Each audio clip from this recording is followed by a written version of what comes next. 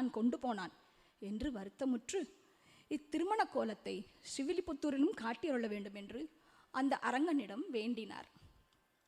அரங்கனும் கருணை கொண்டு, கவலைப்படாதையும், நானே ரங்கமன்னாராக கோதை நாச்சியாருடன் ஸ்ரீவில்லிபுத்தூரில் திருமண கோலத்தில் எழுந்து அருளுகிறேன் என்று வாக்குறுதி கொடுத்து அவ்விதமே எழுந்தருளினார்.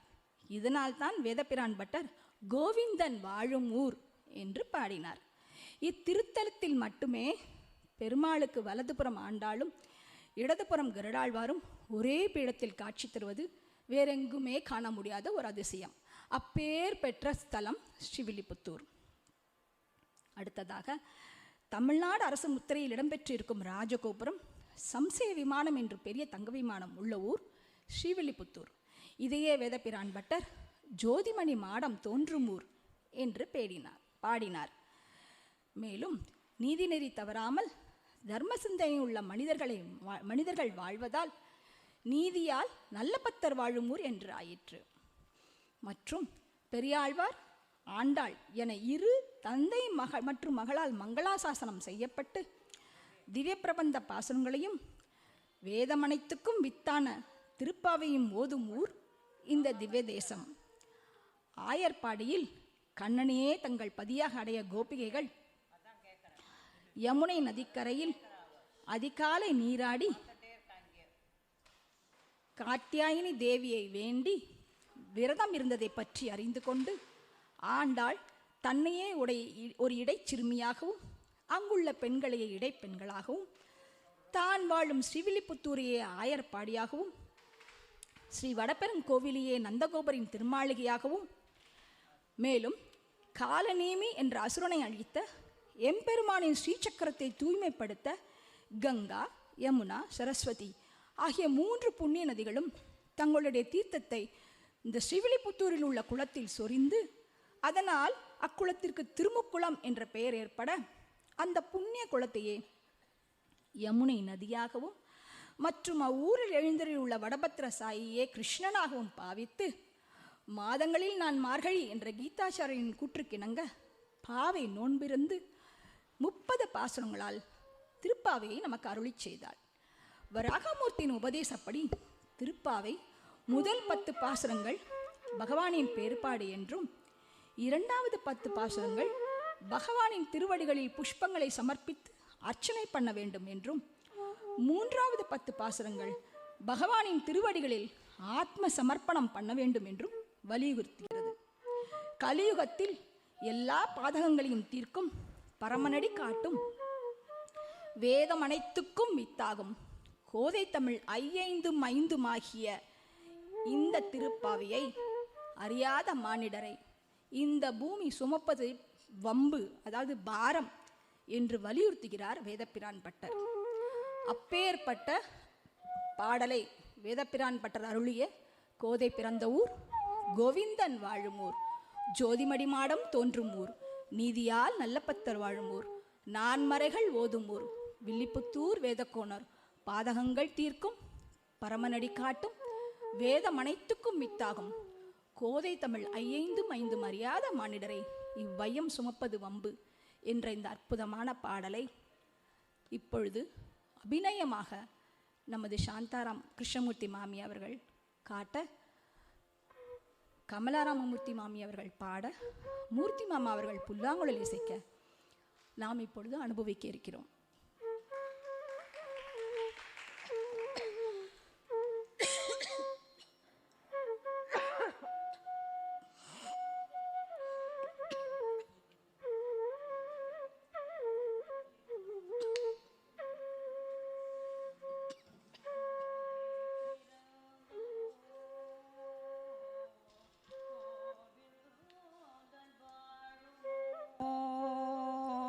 கோதை பிறந்த ஊர் கோவில்தன் வாழுமோர்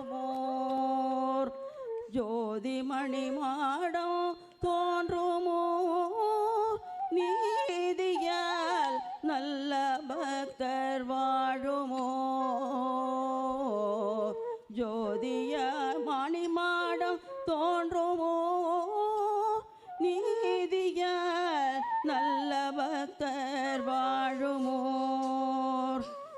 நான்மறைகள் ஓதுமோர் நான்மறைகள் ஓதுமோர் வில்லிபுத்தூர் வேதகோனோர் வில்லிபுத்தூர் வேதகோனோர் பாதங்கள் தீர்க்கும் பரமனடி காட்டும் பாதங்கள் தீர்க்கும் பரமனடி காட்டும் வேதம் அனைத்திற்கும் வேத்தாகும்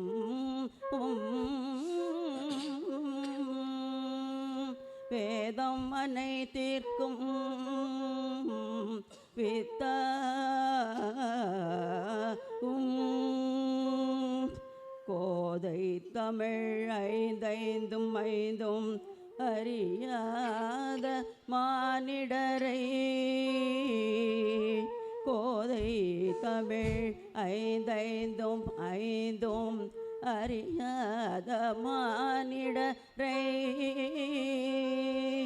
இந்த வையம் சுமப்பதும் வம்பு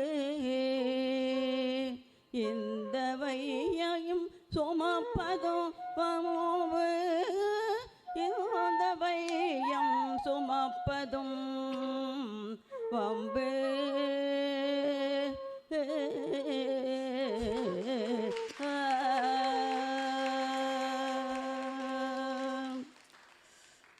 அடுத்ததாக நாம் அனுபவிக்கப் போவது தைலக்காப்பு. தைலக்காப்பு அது என்ன? தைலக்காப்பு தைலக்காப்பு என்று கூறுகிறார்கள். ஒன்றுமில்லை, தைலம் என்றால் எண்ணெய், காப்பு என்றால் சாற்றுதல். அந்த தைலக்காப்பு ஏன் ஆண்டாளுக்கு அதுவும் மார்கழியில் நடைபெறுகிறது? ஆண்டாள் தன் பாவை நோன்பு என்னும் தன் யஜ்ஞத்தை, தவத்தை, விரதத்தை மார்கழியில் தான் நூற்றாள். மார்கழி மாதம் புலநடக்கத்துடன் ஆன்ம சுத்தி பெற்று அதனால் சத்துவகுணம் வளர்ந்து பகவானை பாடி தொழுதிட ஏற்ற காலம். சத்துவகுண மேம்பாடு இல்லாமல் நமக்கு எப்படி கிருஷ்ண அனுபவம் கிடைக்கும்? முடியாதல்லவா? ஆண்டாளின் இந்த மார்கழி பாவை நோன்பு அந்த பரம்தாமனுக்காக செய்யப்படும் தெய்வீக அன்பு மற்றும் தவத்தை அடையாளப்படுத்துகிறது. இதற்கு அழகான ஒரு உபமானத்தை சொல்கிறாள் ஆண்டாள். உலங்கு உண்ட விளாங்கனி போல் என்று கோதை கூறும்பொழுது, உலங்கு என்ற ஒரு பூச்சி விளாம்பழத்தை உண்டுவிடும், ஆனால் உள்ளே பழம் ஒன்றும் இருக்காது. அதுபோல்தான் நான் மேனியுடன் வாழ்கிறேனே தவிர உள்ளே ஜீவன் எதுவுமே இல்லை. என்னை அப்படி உள்மெலிய புகுந்து என்னை ஆட்கொண்டு விட்டான் அந்த நாரணன் என்று காட்டுகிறாள். அப்படி அந்த பரந்தாமன் பால் கோதையின் பிரேமை அளவிற்கு அரியது. இந்த நோன்பின் போது அவள் நெய், பால் போன்றவற்றை தவிர்த்தாள் மற்றும் மெய்யிட்டு எழுதலையும் பூக்களை சுடுவதையும் துறந்தாள். இந்த தைலக்காப்பு தெய்வத்திற்கான தெய்வீக குளியல் வடிவமாகும். இது ஆண்டாளின் சொந்த ஆன்மீக பயணத்தை பிரதிபலிக்கிறது. இந்த தவத்தின் முடிவையும் தெய்வீக சங்கமத்தையும் குறிக்கிறது. இது ஆரோக்கியம் மற்றும் ஆன்மீக சுத்திகரிப்புக்கான எண்ணெய் குளியல். மேலும் குளிர்காலத்தில் உடல் வெப்பநிலையை குறைத்து நல்வாழ்வை இந்த குளியல் மேம்படுத்துகிறது. பாரம்பரிய சடங்குகளில் அதன் சுத்திகரிப்பு பண்புகளுக்காகவும் நச்சுக்கள் மற்றும் அசுத்தங்களை நீக்கி தெய்வீக அனுபவத்திற்கு தயாராகவும் பயன்படுத்தப்படுகிறது. ஸ்ரீவில்லிபுத்தூரில் மார்கழி மாதத்தில் தைலக்காப்பு உற்சவம் என்பது ஆண்டாளின் உற்சவ மூர்த்திக்கு தைலம் சாற்றுவதை உள்ளடக்கியது. இதற்கு மார்கழி நீராட்டு உற்சவம் என்றும் பெயர். இந்த உற்சவம் அங்குள்ள திருமுகுளத்தின் அருகில் உள்ள தைலக்காப்பு மண்டபத்தில் நடைபெறும். இந்த தைலக்காப்பிற்கு 61 வகை மூலிகைகள் பயன்படுத்தப்படுகின்றன. பசும்பால், நெல்லிக்காய், தாழம்பூ, இளநீர் முதலான பல பொருள்கள் சேர்த்து 7 படி நல்லெண்ணெய் சேர்த்து 2 பேர் 40 நாட்கள் காய்ச்சுவர். இதன் முடிவாக 4 படி கிடைக்கும். மார்கழி மாதம் 30 நாட்களும் நீராட்டு உற்சவம் நடத்தி இருந்தால் உற்சவரின் திருமேனிக்கு குறை வந்துவிடும் என்று கருதி ஸ்ரீ பகவத் ராமானுஜர் இந்த நீராட்டு உற்சவத்தை கடைசி 7 நாட்கள் நடத்தினார். ஆனால் பிறகு தோன்றிய ஸ்ரீ மணவாள மாமுனிகள் இவ்வைபவம் குறித்து அறிந்து திருத்தலத்திற்கு வருகை புரிந்தார். ஆனால் அவர் வருவதற்குள் மார்கழி மாதம் முடிந்துவிட்டது. அவரால் இந்த தையலக்காப்பு உற்சவத்தை தரிசிக்க முடியவில்லை. எனவே மிகவும் மனம் வருந்தி அவருக்கு சேவை சாதிக்க வேண்டும் என்று தாயாரிடம் முறையிட்டார். தாயார் வாத்சல்யம் உள்ளவள் அன்றோ, தன் குழந்தை கேட்டால் முடியாது என்று சொல்லுவள அவள். தாயார் அர்ச்சகரின் கனவில் தோன்றி அந்த மாமுனிக்கு தை முதல் நாளும் தையல்காப்பு உற்சவம் நடத்த வேண்டும் என்று கட்டளையிட்டாள். அதன்படி 8ஆம் நாளும் தை முதல் நாள் என்றும் நடைபெற்று வருகிறது. இந்த 8 நாட்களும் ஸ்ரீவில்லிபுத்தூரில் மாலை 3 மணிக்கு ஆண்டாள் 3 சால்வை சாற்றிக்கொண்டு சர்வபூஷண அலங்காரத்துடன் வீற்றிருந்த திருக்கோலத்தில் வெண்பட்டு சாற்றிக்கொண்டு மாட வீதிகள் வலம் வந்து தைலக்காப்பு மண்டபத்திற்கு எழுந்தருள்வார். அப்பொழுது அர்ச்சகர் ஒவ்வொரு சால்வையையும் மற்றும் திருவாபரணத்தையும் படிக்கடைந்து ஆரத்தி காண்பித்து ஷோடசோபசாரங்கள் செய்து மந்திர புஷ்பம் மற்றும் வெற்றிலை பாக்கு சமர்ப்பிப்பார். பின்பு தங்க சீப்பு கொண்டு ஆண்டாளின் கூந்தலை வாரி சிடுக்கு வாரி கொண்டு சிடுக்கெடுத்து அவளது கூந்தலில் தைலக்காப்பு சாற்றுவார். அவள் கண்ணாடியில் அழகு பார்ப்பவள் என்றோ, அந்த பரந்தாமன் கண்ணனை மயக்குவதற்காகவே தன்னை அழகு பார்ப்பவள் இல்லையா, நம் அனைவரும் அறிந்ததுதான். அதற்காக கண்ணாடி காண்பித்து அதில் மிக முக்கியமான நிகழ்வு அன்று ஒரு நாள் தான் வருஷத்தில் சூரிக்கொண்டை என்ற கொண்டை போட்டுக்கொண்டு அதில் புஷ்பம் சாற்றி அந்த அர்ச்சகர் கற்பூரி ஆரத்தி எடுப்பார். பின் தாயார் தாம்பூலம் தரித்து பத்தி உலாத்தல், இது ஒரு முக்கியமான ஒரு அற்புதமான ஒரு நிகழ்வு. அந்த பத்தி உலாத்தலாகி திருமஞ்சன மண்டபம் எழுந்தருள்வாள். மாதவனை மனம் கொண்ட அந்த மங்கை குலத்தின் தோன்றலின் தைலக்காப்பு உற்சவத்தை நாம் இருக்கும் இந்த இடத்திலிருந்தே அனுபவிக்க நமக்கு இப்பொழுது பாக்கியம் கிடைத்துள்ளது. நம் பட்டர் சுவாமிகள் திருவுள்ளம் கொண்டுள்ளார். அந்த ஆண்டாள் திருவடிகளுக்கு சரணமே.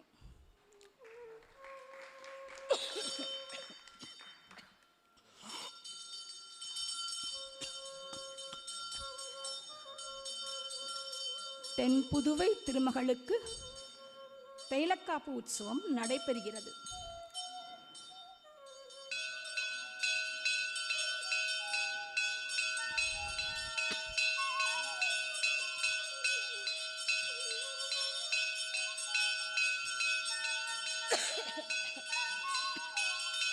பக்திமலர் பாமகள் கோதைக்கு ஆரத்தி காண்பிக்கப்படுகிறது.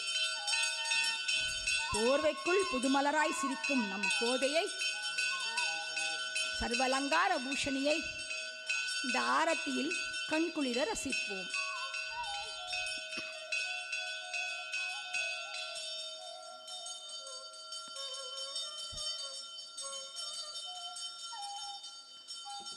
இப்பொழுது நம் பட்டர் சுவாமிகள் அந்த போர்வைக்குள் சிரிக்கும் நம் கோதையின் சால்வையை படிக்களைகிறார்.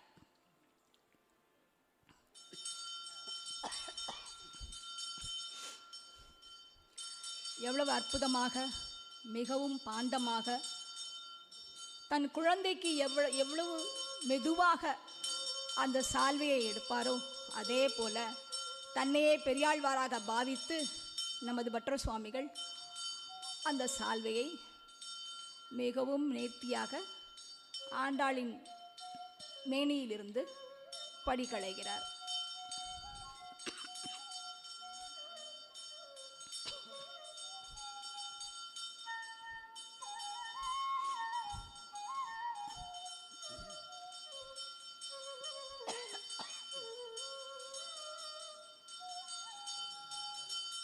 அடுத்ததாக சூடிக் கொடுத்த சுடர்கொடியின் பொன் மாலையை இப்பொழுது படிக்களைகிறார் நம் பட்டர் சுவாமிகள். இது அனைத்துமே இன்றும் ஸ்ரீவில்லிபுத்தூரில் எப்படி கிரமமாக நடக்கிறதோ அதே போல்தான் இங்கும் நடைபெற்று வருகிறது. நாம் இப்பொழுது ஸ்ரீவில்லிபுத்தூரில் தான் இருக்கிறோம். அந்த ஆண்டாள் தான் இங்கு வீற்றிருக்கிறாள். அந்த பாவனையோடு நாம் இதை அனுபவிக்க வேண்டும்.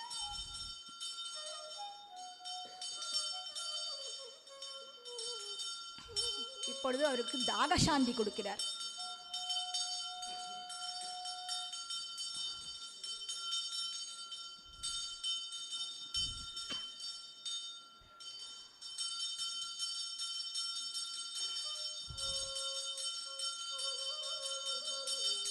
நம் குழந்தையை தூங்கி எழுந்தவுடன் எப்படி வாரி அணைத்து மெதுவாக ஒத்தடம் கொடுத்து அதை சமாதானமாக எழுப்புவோமோ, அதே போல் நம் பட்டர் சுவாமிகளும் தன் திருத்துழாய் கொண்டு அவளது மேனியை வருடி மெதுவாக ஒத்தடம் கொடுத்து அவளை எண்ணெய் குளியலுக்கு தயாராக்குகிறார்.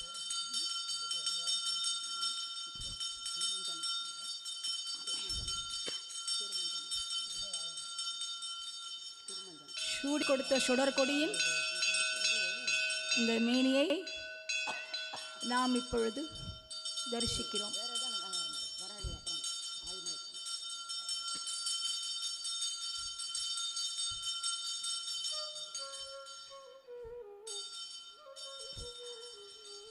குளிர்காலத்தில் எண்ணெய் குளியலின் போது சளி பிடிக்கக்கூடாது என்று வெத்தலை சமர்ப்பிப்பார்கள். அதேபோல் இங்கு ஆண்டாளுக்கும் வெத்தலையை சமர்ப்பிக்கிறார்.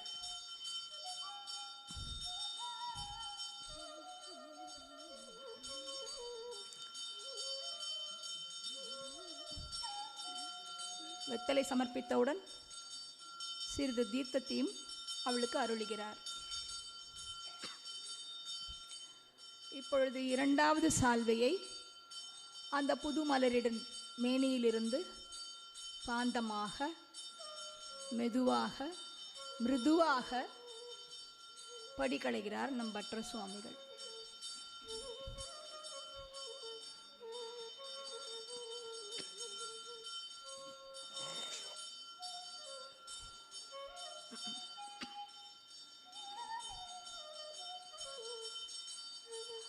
ஒவ்வொரு சால்வைக்குள்ளும் ஒரு மணி சூடிக்கொண்டிருக்கிறாள் அவள். ஒரு சால்வை ஒரு முத்து மாலை, பிறகு ஒரு சால்வை ஒரு மணி மாலை, பிறகு ஒரு சால்வை ஒரு ரத்ன மாலை. இறுதியில் அவளின் வெண்பட்டை நாம் தரிசிக்கலாம்.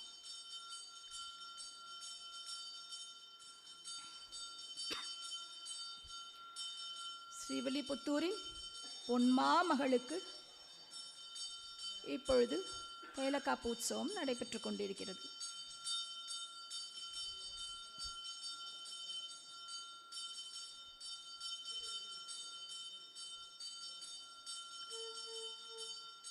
அடுத்ததாக சாற்றிக் கொண்டிருக்கும் இந்த ரத்ன மாலையை படிகளைகிறார் நம் பட்டர் சுவாமிகள். எவ்வளோ அழகான மாலை அவள் சாற்றிக் கொண்டிருக்கிறாள். மிக அற்புதமாக இருக்கிறது அந்த மாலை.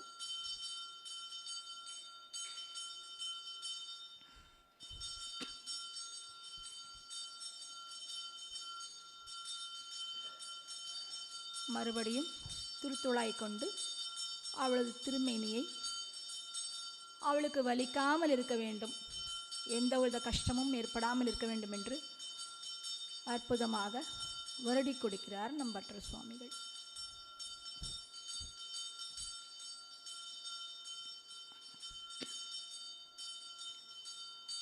அடுத்ததாக அவளுக்கு தீர்த்தம் சமர்ப்பிக்கப்படுகிறது.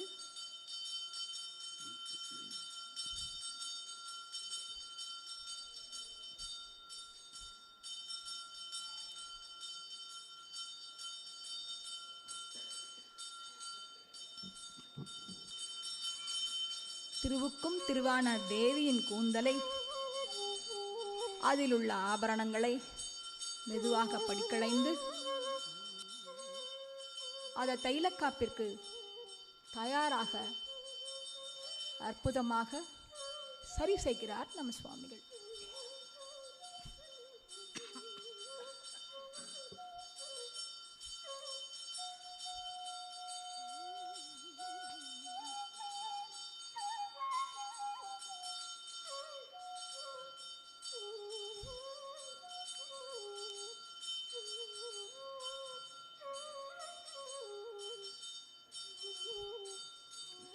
கிருஷ்ணனின் வேணுகானத்தை ரசித்து கொண்டே அவளும் ஒவ்வொரு ஆபரணத்தையும் தனது திருமேனியிலிருந்து படிகளைவதை அவளும் அனுபவித்துக் கொண்டிருக்கிறாள். எவ்வளோ அற்புதமான ஒரு வேணுகானம் வாசிக்கிறார் நம் மூர்த்தி மாமா. அதை கேட்டுக்கொண்டே அந்த பரந்தாமனையே எண்ணி எண்ணி கசிந்து உருகிய நம் கோதையும் இப்பொழுதும் அதே வேணுகானத்தை கேட்டுக்கொண்டே தனது நெத்தி சுட்டி தலையாபரணங்களை படிகளைவதற்கு அவளும் ஒத்துழைப்பு கொடுக்கிறாள்.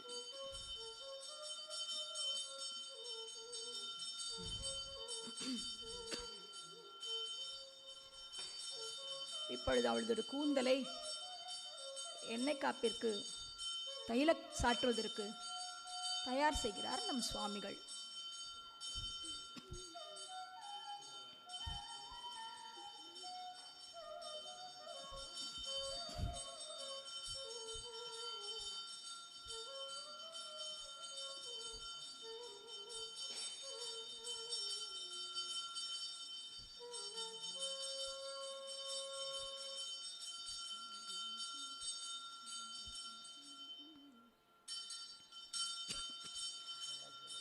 இப்பொழுது அவளுடைய மேனியை அந்த வாசனாதி அந்த மனம் கமிழும் சாம்பிராணியின் மூலம் அவளுக்கு இந்த குளிர்காலத்தில் எண்ணெய் குளியலால் அந்த தைலக்காப்பினால் எந்த பங்கமும் ஏற்படக்கூடாது என்று வருடி கொடுக்கிறார் நம் பட்டர் சுவாமிகள்.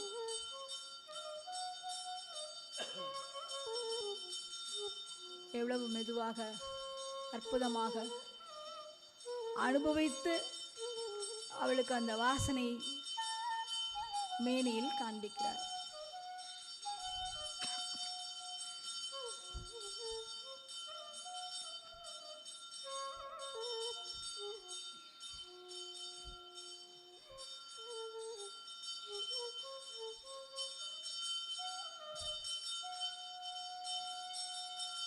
அதை விசிறி போலாக்கி அதே விசிறியாக அவளுக்கு காற்று வரும்படி வீசுகிறார்.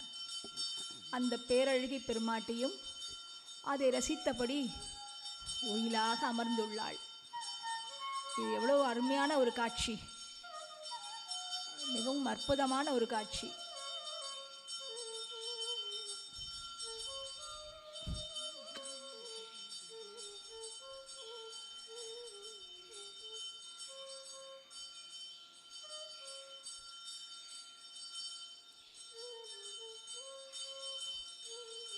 அடுத்த தலைமுறைக்கும் இந்த சம்பிரதாயம் தெரிய வேண்டும் என்று நம் பட்டர் சுவாமிகள் அவரது குமாரருக்கும் இதே மாதிரி ஆண்டாளுக்கு கைங்கரியம் செய்யும்படி பாக்கியம் அளித்துள்ளாள். அந்த குழந்தையும் எவ்வளவு அழகாக அவளுக்கு இந்த கைங்கரியத்தை செய்கிறான். அவன் பல்லாண்டு பல்லாண்டு வாழ்ந்து சிறப்புடன் ஆண்டாளின் அனுகிரகம் பெற்று வாழ வேண்டும் என்று நாம் அனைவரும் அந்த குழந்தையை வாழ்த்துவோம்.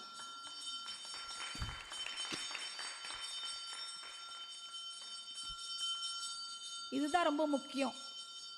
நம்ம தலைமுறையை விட அடுத்த தலைமுறைகளுக்கும் இது தெரிஞ்சிருக்கணும். அப்போதான் அந்த சம்பிரதாயம் மாறாமல் குறையாமல் வழி வழியாக தொடரும்.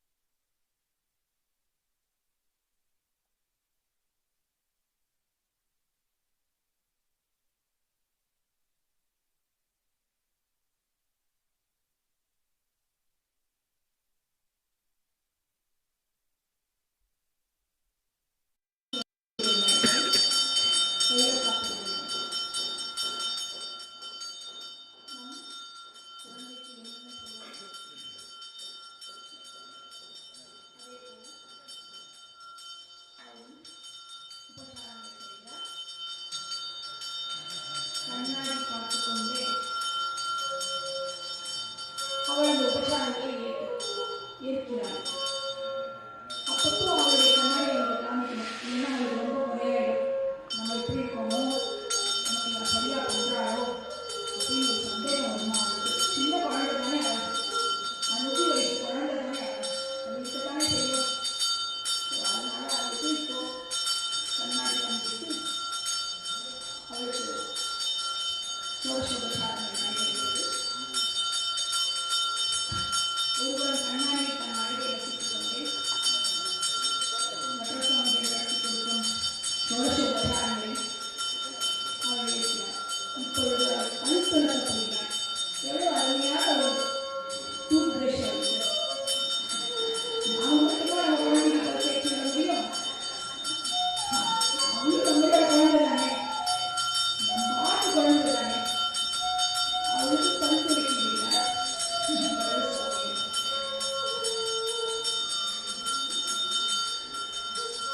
இதெல்லாம் எங்கேயுமே கிடைக்காது. இந்த காட்சி சிறுமிக்கு சென்றவர்களுக்கு மட்டுமே இது அனுபவிக்கும் பாக்கியம் உண்டு. நமக்கு இங்கே அந்த அனுபவம் கிடைக்கிறது. மிகவும் நேர்த்தியாக பல் துடைக்கும் போது கூட கண்ணாடி பார்த்து தான் போய் சொல்கிறார்.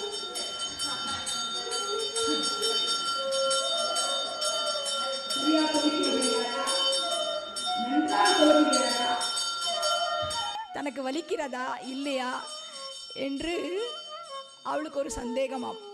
அதற்காக அவர் பாந்தமாக மிருதுவாக மெதுவாக பல் துலக்குகிறார். அடுத்து என்ன நடக்கும் என்று உங்களுக்கே தெரியும்.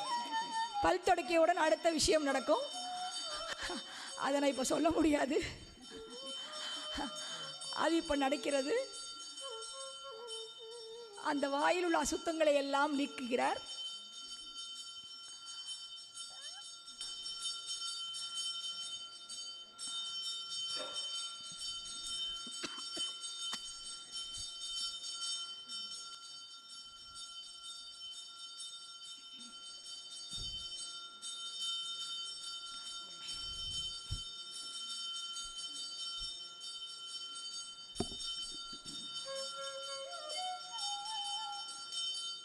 மீண்டும் வாய் கொப்பளிப்பதற்கு அவர் தீர்த்தத்தை சமர்ப்பிக்கிறார்.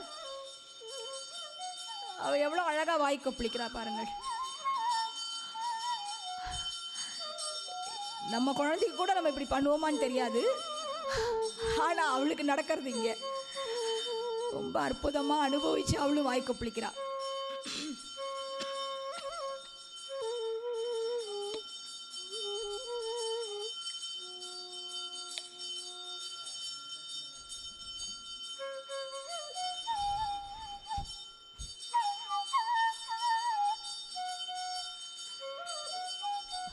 மீண்டும் அவளது மேனியை திருத்துழாய் கொண்டு வருடி கொடுக்கிறார்.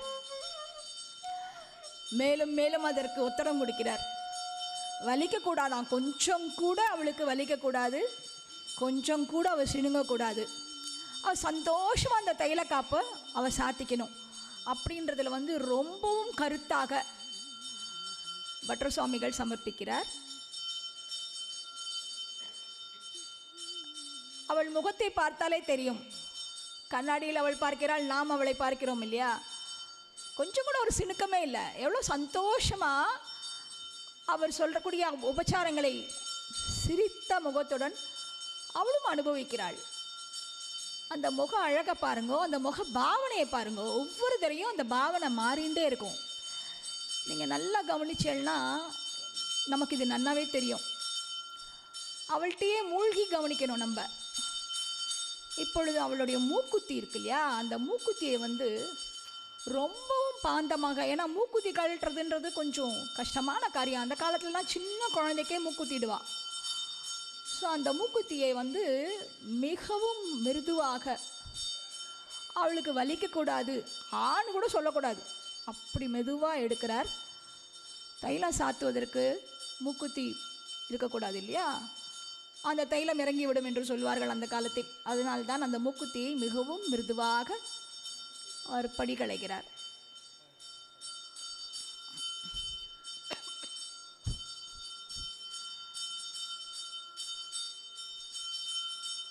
விஷ்ணு சித்தன் கண்டெடுத்த அந்த மாணிக்கத்தின் மூக்குத்திக்கு படிகளையப்படுகிறது. இப்பொழுது அடுத்ததாக தைலம் சாட்டுவதற்கு முன்பு அந்த கூந்தலை சிடுக்கெடுக்க போகிறார் நம் பட்ற சுவாமிகள். அது சாதாரண சிடுக்கு வாரிலாம் இல்லை, அவ பெரிய ஆளாச்சே, மகாராணி இல்லையா, ஸ்ரீவில்லிபுத்தூருக்கே மகாராணி. நம்மளோட சாதாரண சிடுக்கு வாரியெல்லாம் அவளுக்கு சரிப்படாது, தங்க சிடுக்கு வாரி. அந்த கூந்தலை முதல்ல சிடுக்கு எடுக்கணும் இல்லையா, சிடுக்கு எடுத்து தங்க சீப்பு கொண்டு வகுடெடுத்து வாரி பிறகு தைலம் சாத்துவார் பட்ற சுவாமிகள். அவள் கூந்தல் அப்பொழுதுதான் அதற்கு தயாராகிவிடும். தைலம் சாத்தும் பொழுது எந்த சிக்கும் இருக்கக்கூடாது, அவளுக்கு எந்த வலியும் இருக்கக்கூடாது. அந்த அளவுக்கு மெதுவாக அந்த கூந்தலை சரி செய்கிறார். இப்படி ஒரு அழகாக வகுடெடுத்து அந்த தங்க சீப்பு கொண்டு வாரி பின்னாடி அந்த கூந்தலை கொஞ்சம் கொஞ்சமாக சிடுக்கெடுத்து அந்த கூந்தல் தைலம் சாற்றுவதற்கு ஏதுவாக தயாராகி கொண்டிருக்கிறது.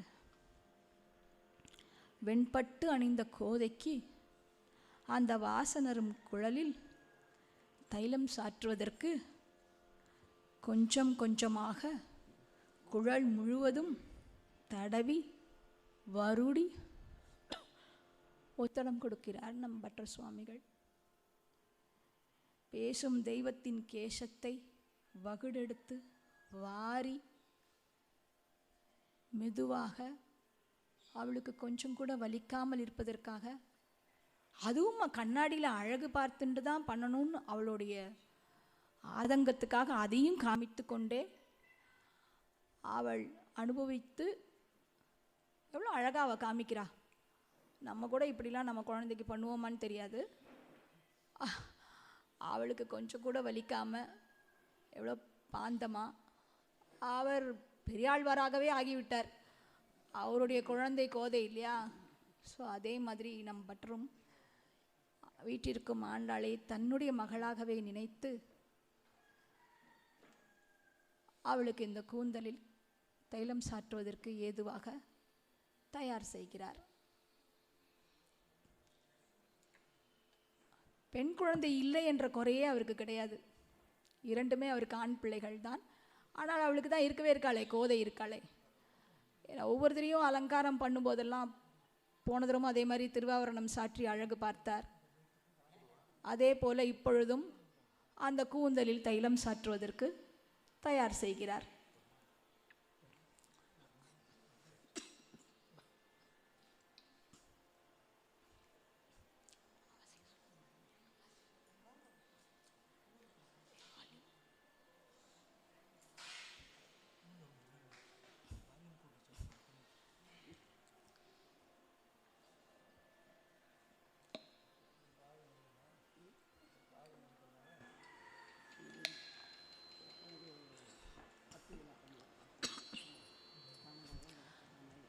இப்பொழுது தைலக்காப்பு சாற்றுவதற்கு தயாராகிவிட்டாள்.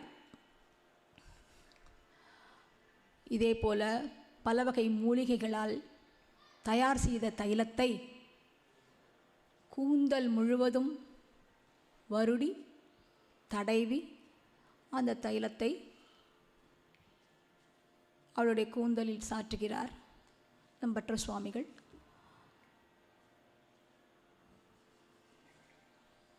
மாசில்லா மாதங்கிக்கு தைலக்காப்பு உற்சவம் நடைபெறுகிறது. எப்படி இந்த மசாஜ்னு சொல்லுவோம் இல்லையா, இப்போல்லாம் எல்லோரும் மசாஜ் சென்டருக்கு போகிறா. அந்த காலத்துலலாம் அதெல்லாம் கிடையாது. அவளுக்கு அந்த கூந்தலில் எண்ணெய் தடவி இந்த மசாஜ் அப்படின்னு அவர் பண்ணிட்டுருக்கார். இப்போது அது என்னென்னா, ஒவ்வொரு துளி தைலமும் அவளது மேனியை குளிர்விக்கும். அத்தைலம் முழுவதும் இறங்கி அவளது மனதில் உடலில் உள்ள வெப்பத்தை குறைக்கும். பாவை நோன்பிருந்து அந்த பரந்தாமனே, அந்த கிருஷ்ணனை, அந்த கோகுல கண்ணையே நினைந்து நினைந்து உருகி அவள் மனது மிகவும் வெப்பமடைந்துள்ளது. அவனை என்று சேர்வோம் என்ற தாப மிகுதியால் உடம்பு சூடேறி உள்ளது. நாம் அவளை நம்முடைய குழந்தையாகவே நினைத்து அனுபவிக்க வேண்டும். அவள் பூமி பிராட்டிதான், ஆனாலும் இப்பொழுது அவள் நம்மளுடைய குழந்தை தானே. அந்த குழந்தைக்குடைய வெப்பத்தை குறைப்பது நமது கடமை அல்லவா? அதே போலவே வற்ற சுவாமிகளும் தைலத்தை சாற்றி அவளுடைய வெப்பத்தை குறைக்கிறார். இறுதியாக மிக அற்புதமான சூரிக்கொண்டை அதை சாற்றப் போகிறார். கண்ணாடியில் தன்னுடைய அழகை பார்க்கிறாள். கூந்தலில் தைலம் தடவி அதை ஸ்டைலாக முன்னாடி வேற போட்டுருக்கா. எவ்வளோ அழகாக இருக்குது அந்த பார்க்கும்போது. அப்படி ஒய்யாரமாக ஒரு கால் தூக்கி அதில் ஒரு கையை வச்சுண்டு கிழியேந்திய கரத்துடன் அந்த ஒரு பக்க கூந்தலை ஒரு பக்கமாக போட்டுக்கொண்டு நமக்கு காட்சி கொடுக்கிறாள் நம் கோதை நாச்சியார். அவளுக்கு வாசனாதி திரவியங்கள் சாற்றப்படுகின்றன. தைலமே ரொம்ப வாசனையாக இருக்கும். ஸ்ரீவில்லிபுத்தூரில் இந்த தைலக்காப்பு முடிந்தவுடன் அந்த தைல சக்கையை பிரசாதமாக கொடுப்பார்கள். ஏன்னா அது பல வகை மூலிகளில் செய்யப்பட்ட தைலமானும், அதுவும் அவளோட மேனியிலிருந்து வந்ததுனால அந்த சக்கையை பிரசாதமாக ஏற்று அனைவரும் வீட்டிற்கு எடுத்துக்கொண்டு சென்று அதில் நல்லெண்ணெய் கலந்து அனைவரும் தேய்த்து குளிப்பார்கள். நம்மளுடைய பிணி எல்லாம் தீரும் என்ற ஒரு நம்பிக்கை உண்டு. அது உண்மையும் கூட. இப்பொழுது அவளுக்கு தைலம் சாற்றியதனால் தாக சாந்தி அளிக்கப்படுகிறது.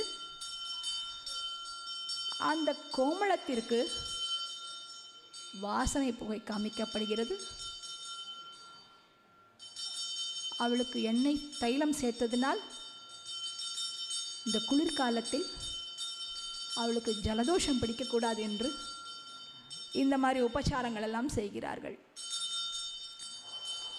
இப்பொழுது அவள் தெய்வம் அல்லவா, நம் ஆண்டாளுக்கு ஆரத்தி காண்பிக்கப்படுகிறது. ஆரத்தியில் அவளது பொன்னான மேனி எவ்வளோ அற்புதமாக ஜொலிக்கிறது என்று பாருங்கள். எவ்வளோ அற்புதமான ஒரு அனுபவம், அற்புதமான ஒரு காட்சி. இதை காண்பதற்கு நமக்கு கோடானி கோடி கண்கள் வேண்டும்.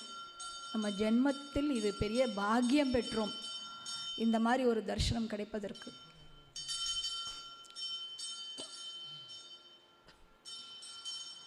இப்பொழுது அவளுக்கு வெத்தலை சமர்ப்பிக்கப்படுகிறது. அந்த தாம்பூலம் சமர்ப்பிப்பதால் அவளுக்கு மறுபடியும் சளி பிடிக்கக்கூடாது என்று உபச்சாரங்கள் நடைபெறுகின்றன.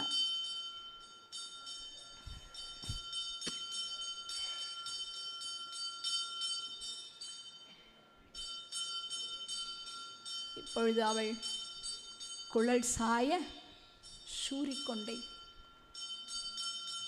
போடப்போகிறார் நம் பற்ற சுவாமிகள். அவள் எப்பொழுதும் அந்த சாய்ந்த கொண்டை தான் போட்டுக்கொண்டிருப்பாள் ஆண்டாள் இல்லையா? ஆண்டாள் அப்படின்னாலே ஆண்டாள் கொண்டை தான். இப்போ கற்பூர ஆரத்தியில் அவளை நாம் தரிசிக்கலாம். பாதாதி கேசம் முதல் கொஞ்சம் கொஞ்சமாக அவளுடைய மேனியை நாம் தரிசிக்கலாம். ஆண்டாள் கொண்டை என்றால் அனைவருக்கும் அறிந்தது தான் இந்த சாய்வு கொண்டை. ஆனால் இன்று ஒரு நாள் மட்டும், தைலக்காப்பு தினத்தன்று மட்டும் இந்த சூரிக்கொண்டைன்னு பேர். இது ஒரு அற்புதமான ஒரு கொண்டை. அவள் போட்டுண்டு அடுத்து ஒரு நிகழ்ச்சி வருது. அப்போ நீங்கள் கவனிக்கலாம் அந்த கொண்டையோட அழகு எப்படி இருக்குன்னு. வித்தியாசமான ஒரு கொண்டை அது. அந்த கொண்டையை போட்டு அதில் பூச்சரத்தை அலங்காரம் பண்ணி அவள் அப்படியே உலா வருவோம்.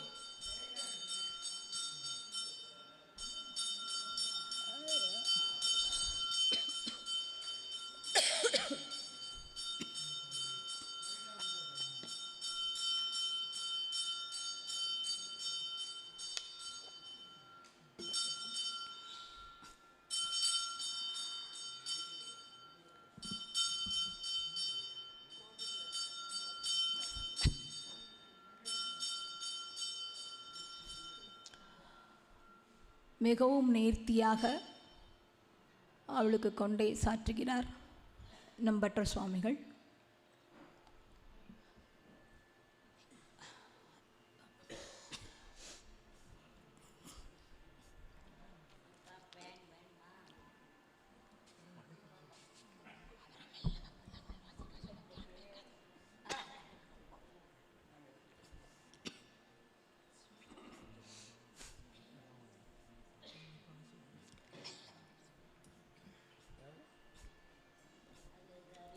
கேப் இருக்காது.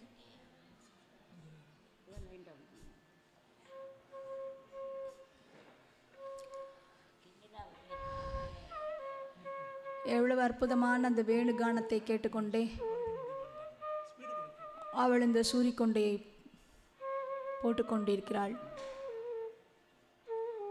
எப்பொழுதும் கண்ணனின் நினைவாகவே அவனை மனதாலும் நினைந்து நினைந்து அவனது வேணுகானத்தை ரசிப்பவள் நம் ஆண்டாள்.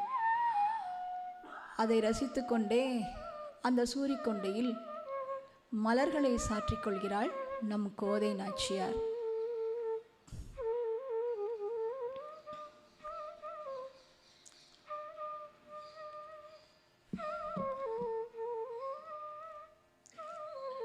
சூடி கொடுத்த சுடர்கொடிக்கு இப்ப மலர்ச்சரம் சாற்றுகிறார் நம்பற்ற சுவாமிகள்.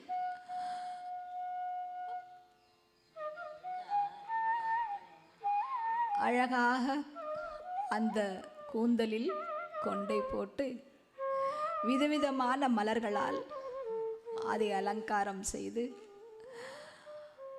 அவளது அழகை மேலும் மேலும் மெருகூட்டுகிறார் நம்பற்ற சுவாமிகள். இப்பொழுது அவளுடைய பின்னழகை முன்னழகையும் ரசிக்கலாம் நாம். அடுத்து அப்படித்தான் காட்சி கொடுக்க போகிறாள். முன்னழகை நாம் கண்டு கொண்டிருக்கிறோம், பின்னழகையும் அவள் நமக்கு இப்போ காண்பிப்பாள். அடுத்த நிகழ்ச்சி ரொம்பவும் அற்புதமான ஒரு நிகழ்ச்சி. நம் குழந்தைக்கு எண்ணெய் தேய்த்தவுடன் உடனே நாம் குளிப்பாட்டி விட மாட்டோம் இல்லையா? அது கொஞ்ச நேரமாவது ஊறணும்னு சொல்லுவோம். அதே போல தான் ஆண்டாளும் வேணுகானத்தை கேட்டுக்கொண்டே உலாத்த போகிறாள். அதற்கு பத்தி உலாதுதல் என்று பெயர். அந்த கொண்டையில் குஞ்சலம் வேறு. அது அவள் உலாத்தும் பொழுது அப்படி இடதுபுறமும் வலதுபுறமும் அசைந்து அசைந்து அந்த கிருஷ்ணனின் நாதத்திற்கு ஈடாக ஆடி ஆடி வருவாள் நம் ஆண்டாள். இப்பொழுது கைத்தல சேவையாக பத்தி உலாத்துதல் நடைபெறப் போகிறது நம் கோதை நாச்சியாருக்கு. இது ரொம்ப அற்புதமான ஒரு காட்சி. கண் இமைக்காம நம்ம ரசிக்கணும். அந்த ஒரு நிமிஷம் கண்ணை மூடினா கூட அந்த ரசனை போயிடும், நமக்கு அந்த அனுபவம் கிடைக்காது, திருப்பி கிடைக்காது. ஏன்னா அந்த ஒரு நேரம் தான் அவள் பத்தி உலாத்த போறா. இப்போ அவர் மூர்த்தி மாமா ரொம்ப அற்புதமாக வேணுகானம் வசித்து கொண்டிருக்கிறார். கைத்தல சேவைன்றது எங்கேயுமே கிடைக்காத ஒரு பாக்கியம். எல்லாருக்கும் வாகன புறப்பாடு தான் இருக்கும், பார்த்துருக்கோம் இல்லையா? இங்கே கைத்தலமாக அந்த தாயாரை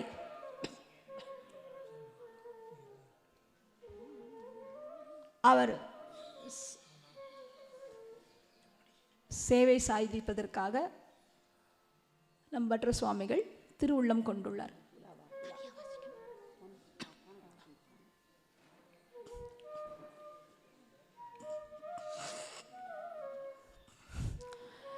இப்போ நீங்கள் அந்த வேணுகானம், ஆண்டாளுடைய பத்தி உலாத்தல், இது மட்டும்தான் இங்கே கேட்கற போகிறது. எந்த பேச்சும் இருக்காது. அப்பொழுதுதான் முழுமையாக நம்ம அதை அனுபவிக்க முடியும். ஒரு க்ஷணம் கூட விடாமல் இதை நாம் அனுபவிக்கப் போகிறோம்.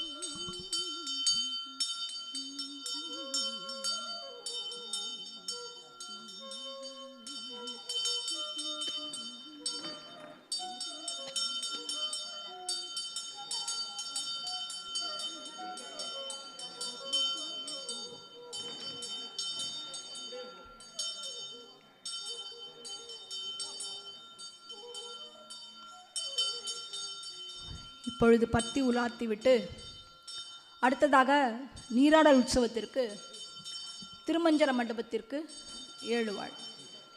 நீராடல், அதென்ன நீராடல்? நாம் எல்லோரும் நினைத்து கொண்டிருக்கிறோம் நீராடல் என்றால் குளியல். அது சரிதான். ஸ்ரீவில்லிபுத்தூரில் இந்த நீராடல் உற்சவம் நவகலச திருமஞ்சனம், தங்க குடத்துடன் வேதபிரான் பற்ற ஸ்தானிகர்கள் திருமஞ்சன கவி சேவிக்க, கோஷ்டியார் வேத பாராயணத்துடன் அரையர் நீராட்டம் சேவிக்க திருமஞ்சனம் நடைபெறும். இவ்வாறு நம் கோதை நீராடி வருவதை காண கண்கோடி வேண்டும். திருமஞ்சனம், அந்த திருமஞ்சனம் என்பது இறைவனுக்கும் பக்தனுக்குமான தொடர்பை வலுப்படுத்தி ஆன்மீக பலன்களை பெறுவதற்கான ஒரு முக்கியமான வழிபாட்டு முறை. சர்வேஸ்வரனை அடைய வேண்டும் என்றால் அந்த கோபிகைகள் சென்ற மார்க்கத்தில்தான் அவனை சீக்கிரம் அடைய முடியும் என்று கோதை நாச்சியார் மார்கழி நீராட்டத்தில் நமக்கு காட்டிக் கொடுக்கிறாள். ஆண்டாள் பாடியுள்ள திருப்பாவையில் நீராட்டம் என்ற சொல் 7 பாசுரங்களில் வந்து நம் துயரை துடைக்க ஊன்றுகோலாக திகழ்கிறது. 30 பாசுரங்களில் அவள் ஒரு இடத்திலாவது ஒரு நதிக்கரையையோ அல்லது குளக்கரையையோ ஒட்டி நீராட்டம் நடந்ததாக குறிப்பு இல்லை. எனவே பூர்வாச்சாரியர்களின் வியாக்கியானப்படி நீராட்டம் என்பது ஒரு பரிபாஷை, ஒரு பூடகம். இதற்கு ஒரு விசேஷ அர்த்தம் உண்டு. பகவத் பிரேமை என்ற மகா சமுத்திரத்தில் அமிழ்ந்து அந்த பரந்தாமனுடன் நீராடத்தான் ஆண்டாள் நம்மை அழைக்கிறாள். இப்பொழுது அந்த 7 பாசுரங்களில் வரும் நீராட்டத்தின் உள்ளர்த்தத்தை மிக சுருக்கமாக நாம் அறிவோம். முதல் பாசுரம், நீராட போதுவீர் போதுமினோ நேரிழையீர். கிருஷ்ண அனுபவம் என்னும் நீராட்டத்தில் நாட்டமுள்ளவர்கள் எல்லோரும் வாருங்கள், அவனோடு 2 கலந்து நீராடினால் இந்த ஜென்மத்தின் பலனை பெற முடியும் என்று அழைக்கிறாள் நம் கோதை. 2வது பாசுரம், நாட்காலே நீராடி என்பது ஆணுகூலியச சங்கல்பம், அதாவது பகவத் பக்திக்கு அனுகூலமாக இருக்க உறுதி பூண்டு நாம் மேற்கொள்வது. மார்கழி நீராடல் என்னும் நோன்பை நோற்று உள்ளத்தாலும் உடலாலும் பகவானுக்கு அனுகூலமாக இருப்பேன் என்பதுதான் இந்த ஆணுகூலியச சங்கல்பம். 3வது பாசுரம், நாங்கள் நம் பாவைக்கு சாற்று நீர் ஆடினால் காதலாகி கசிந்து உருகி பக்தியோகம் என்னும் பிரேமை மட்டுமே பகவானை உணர்த்தும். ஆதலால் அந்த ஓங்கி உலகளந்த உத்தமனின் நாமத்தை கோவிந்தா, கிருஷ்ணா, கேசவா, மாதவா, வாமனா, ஸ்ரீதரா என்று மூழ்கினால் மனதில் அஞ்ஞானம் என்னும் இருள் விலகி நீங்காத செல்வமான மோக்ஷானந்தம் கிட்டும் என்று எல்லோரையும் அழைக்கிறாள் நம் சூடி கொடுத்த சுடர்கொடி. 4ஆம் பாசுரம், மார்கழி நீராட மகிழ்ந்தேலோர் எம்பாவாய். மார்கழி நோன்பு இருந்து அவன் நாமத்திலேயே மூழ்கி அவன் திருவடியையே சரணாக பற்றுவோம் என்று சரணாகதி தத்துவத்தை உணர்த்துகிறாள் ஆண்டாள். 13ஆம் பாசுரம், குள்ள குளிர குடைந்து நீர் ஆடாதே பள்ளி கிடத்தியோ. கண்ணனின் திருநாமங்களை சொல்லிக்கொண்டே குடைந்து குடைந்து நீராடாமல் இப்படி உறங்கிக் கொண்டு இருக்கிறாயே, எழுந்து வா என்று தன் தோழியரை அந்த கிருஷ்ண அனுபவம் பெறுவதற்காக எழுப்புகிறாள் நம் கோதை. 20ஆம் பாசுரம், தந்து உன் மணாளனை இப்போதே எம்மை நீராட்டேலோ எம்பாவாய். இங்கு நீராட்டம் என்பது அந்த பரமனுடன் ஒன்றரை கலப்பதையே நீராட்டமாகும். தாயாரின் அனுகிரகம் இல்லாமல் அந்த பரமனை அடைய முடியாது. ஆகவே எங்கள் பாவையாகிய நப்பின்னையே, நாங்கள் கண்ணனின் அன்பு மழையில் நனைய வேண்டும், எங்களுக்கு அதனால் முக்தி கிடைக்க வேண்டும் என்று வேண்டுகிறாள் ஆண்டாள். 26ஆம் பாசுரம், மாலே மணிவண்ணா மார்கழி நீராடுவான். தன்னை சரணடைந்தவர்களுக்கு தன்னையே தரும் தயாளன் அந்த பரந்தாமன். அந்த பரந்தாமன், அந்த எம்பெருமான், முதலில் நாங்கள் உன் அனுபவம் என்னும் தடாகத்தில் நீராடி எங்கள் பிழைகள் எல்லாம் தொலைந்து உன் அருளால் ஞானம் பெற்று பல நிலைகளை கடந்து பக்தி பொலிவுடன் உன்னையே சரணடைந்து நிற்கிறோம் கண்ணா. ஆகவே நீ எங்கள் பக்தி எனும் தடாகத்தில் நீராடவா என்று பேரன்புடைய கண்ணனை மாலே மணிவண்ணா என்று அழைக்கிறாள் நம் தாயார். இப்பேற்பட்ட கிருஷ்ண அனுபவத்தை மனதில் கொண்டு அதை தந்து அருளிய ஆண்டாளி நீராடு உற்சவத்தை நாம் இப்பொழுது கண்குளிர கண்டு மனம் குளிருவோம். இப்பொழுது நீராட்டு மண்டபத்திற்கு, நீராட்டு வைபவத்திற்கு, இந்த நீராடல் உற்சவத்திற்கு தாயார் எழுந்தருளியுள்ளார். இப்பொழுது அவளுக்கு நீராடல் நடைபெறப் போகிறது.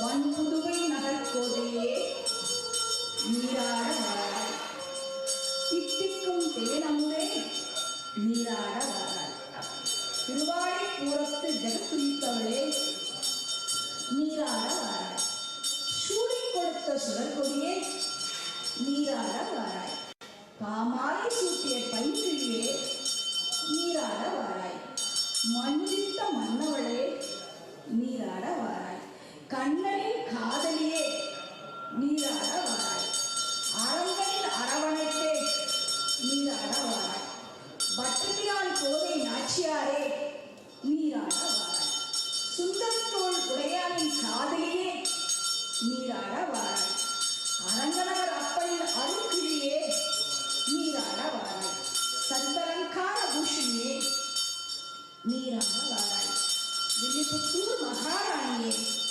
நீராட வாராய், பேசும் தெய்வ நாயகியே நீராட வாராய், சிக்கெல்லாம் மணப்பவளே நீராட வாராய், பக்தி செய்து பரமனை அடைந்த பெருமாட்டியே நீராட வாராய், வில்லிபுத்தூர் போன் ஸ்ரீமாட்டியே நீராட வாராய், பொன்மகளா பூமி பிராட்டியே நீராட வாராய், அஞ்சுமுடி சந்ததியே நீராட வாராய், அனந்த கல்யாண குணநிதியே நீராட வாராய், அருள் அமுத நிதியே நீராட வாராய், ஆரா அமுதமே நீராட வாராய், மாசிலா மாணிக்கமே நீராட வாராய், ஷண்பகப்பூ தருவே நீராட வாராய், ரெங்கநாத பிரியே நீராட வாராய், தயா சாகரியே நீராட வாராய், கிருபாநிதியே நீராட வாராய்,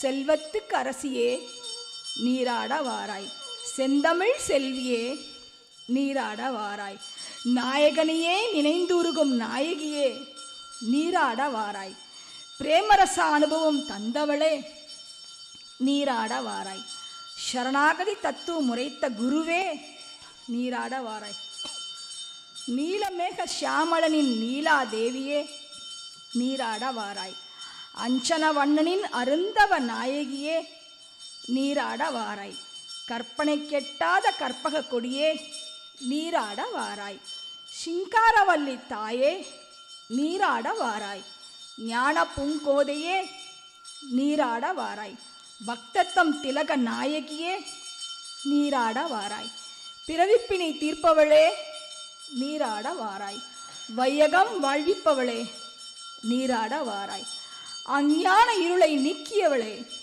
நீராட வாராய், அன்னநடை ஆண்டாளே நீராட வாராய், கருணையே உருவான கோதையே நீராட வாராய், சிந்தாமணி சுடரே நீராட வாராய், தமிழர் குலச் சுடரே நீராட வாராய், திருநிறை நாயகியே நீராட வாராய், திருட்டாத தெள்ளமுதே நீராட வாராய், தீந்தமிழ் சுவையே நீராட வாராய், திக்கட்டும் அறிபவளே நீராட வாராய், நீதி கரசியே நீராட வாராய், பரமானந்த பெருக்கே நீராட வாராய்.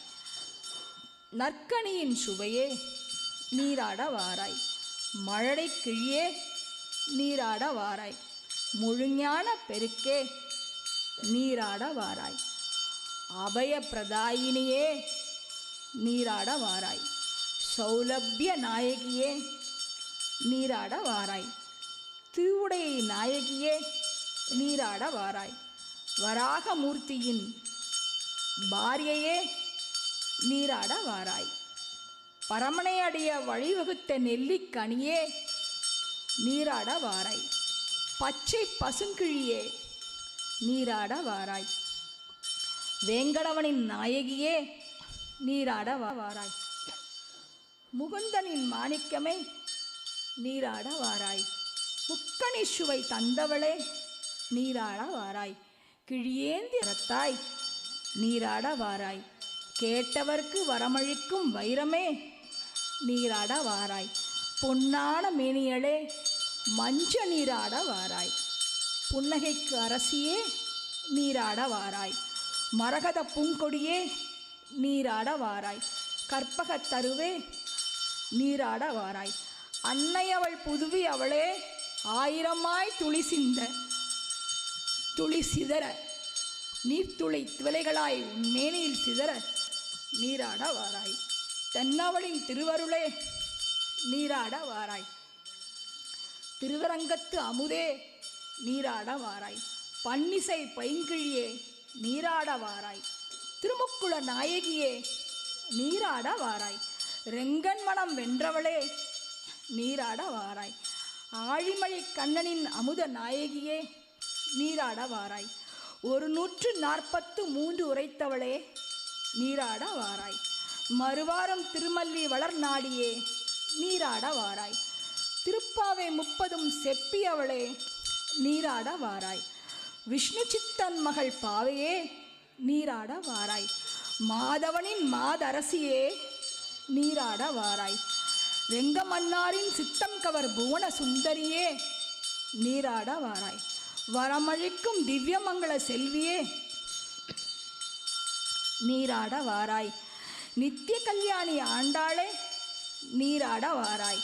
ராஜாங்க கோலம் கொண்டவளே நீராட வாராய். துளபமாலை அணிந்தவளே நீராட வாராய். அடியார்க்கு இறங்கி அருள் பொழியும் கருணை கடலே நீராட வாராய். துன்பம் அனைத்தும் துடைப்பவளே நீராட வாராய். சௌந்தர்ய அன்னையே நீராட வாராய்.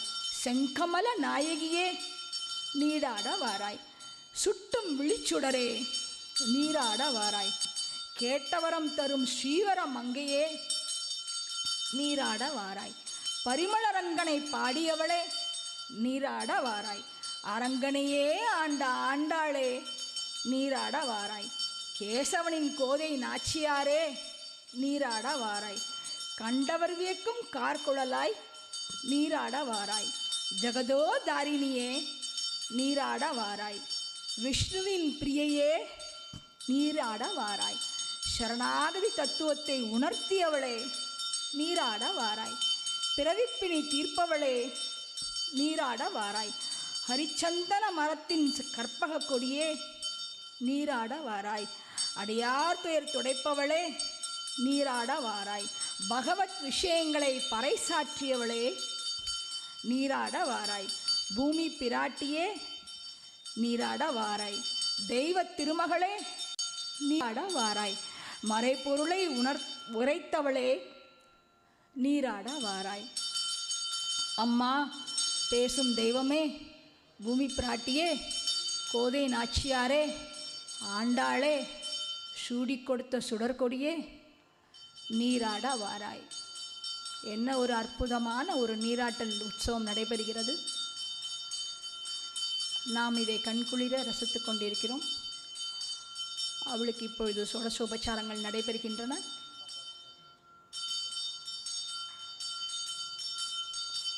ஆரத்தி காண்பித்து அவள் இந்த ஈரவாடை கோலத்தை நாம் இப்பொழுது அனுபவித்து கொண்டிருக்கிறோம்.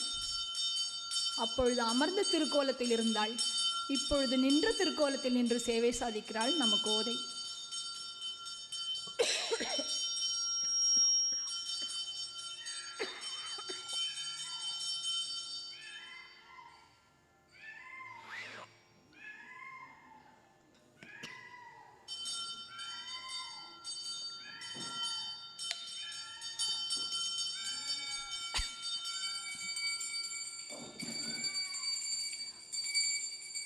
இப்பொழுது 1000 துளிகளாக அவளது மேனியை மெதுவாக அந்த மழை சொரிவது போல் மென்மையாக வருடிக்கொண்டிருக்கிறது இந்த புனிதமான தீர்த்தம். நமக்காகவே பட்டர் சுவாமிகள் அதை ஜபம் செய்து அதற்கு மெருகேற்றி அவளது திருமேனியில் வாசனாதி தைலங்களை சேர்த்து இப்பொழுது நீராட்டுகிறார்.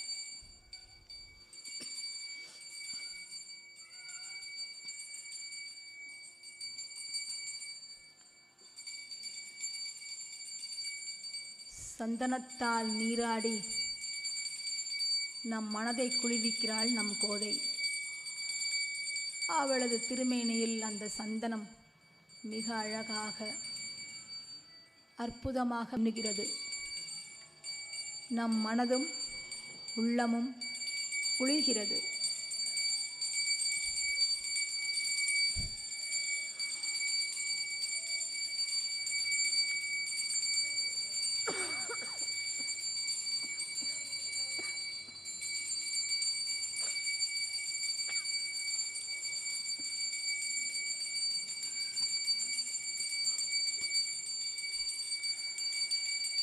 ஷோடசோபச்சாரங்கள் நடைபெறுகின்றன.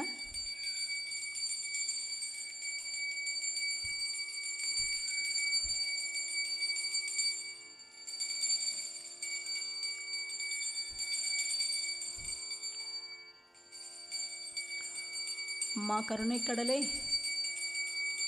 இந்த ஷோடசோபச்சாரங்களை ஏற்று எங்களது துயர் தீர்த்து எங்களுக்கு முக்திக்கு வழிகாட்டுவாய் ஆச்சாரியனே என்று நாம் அந்த கோதை ஆண்டாளை பிரார்த்திப்போம். ஆரத்தி சாதிக்கப்படுகிறது.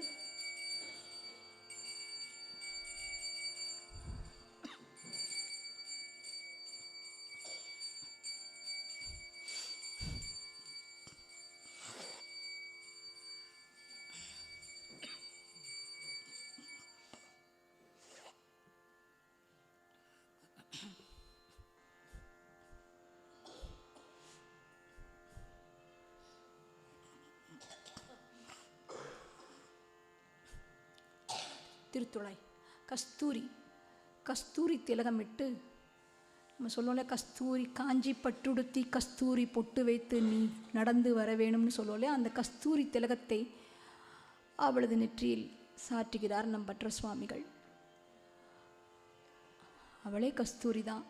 அவளுக்கு ஒரு கஸ்தூரி திலகம்னா இன்னும் அழகாக இருக்கும் இல்லையா? எவ்வளோ அற்புதமாக அவளுடைய நெற்றியிலையும் சரி, அவளுக்கு திருஷ்டி பட்டுவிடக்கூடாது என்று பல்லாண்டு பல்லாண்டு பாடி அவள் கன்னத்திலும் கஸ்தூரி திலகமிடுகிறார் நம் பட்டர் சுவாமிகள்.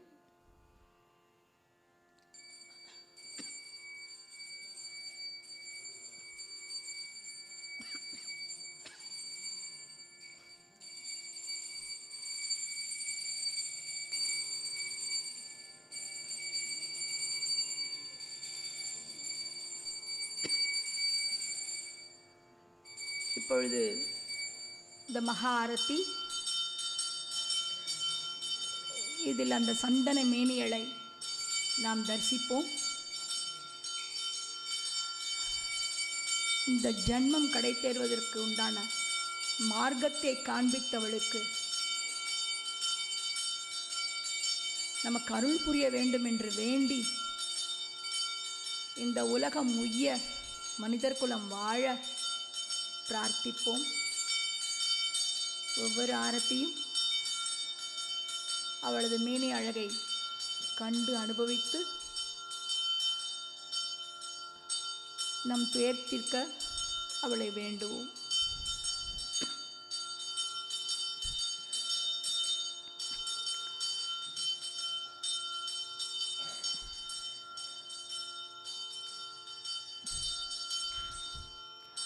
அவள் மேனி அழகிற்கு எந்த பங்கமும் வரக்கூடாது என்று திருவந்தை காப்பு சாற்றுவார்கள்.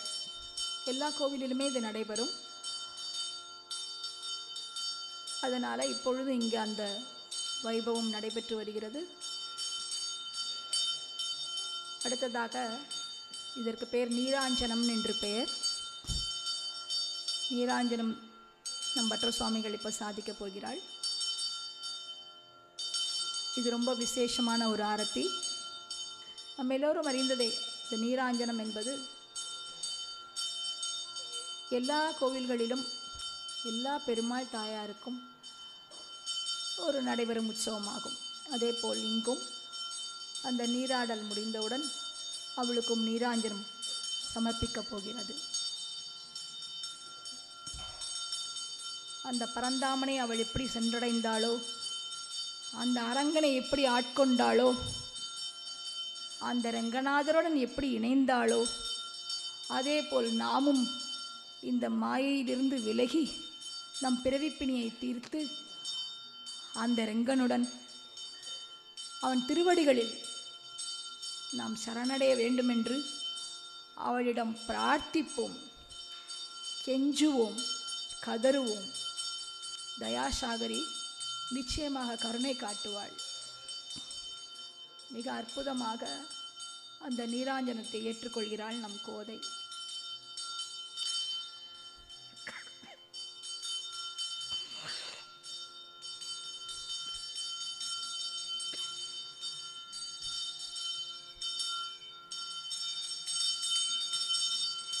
இறுதியாக அந்த பூர்ண கும்பத்தில் இருந்த தீர்த்தத்தை ஒவ்வொரு துளியாக அவளை நீராட செய்கிறார் நம் பற்ற சுவாமிகள். மனம் குளிர, நம் உள்ளம் குளிர, இந்த வையம் குளிர நாம் அவளை பிரார்த்திப்போம்.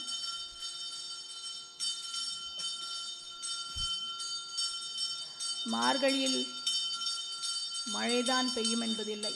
ஆண்டாளின் இந்த அருள் மழையே நம்மை கடத்தேற்றும்.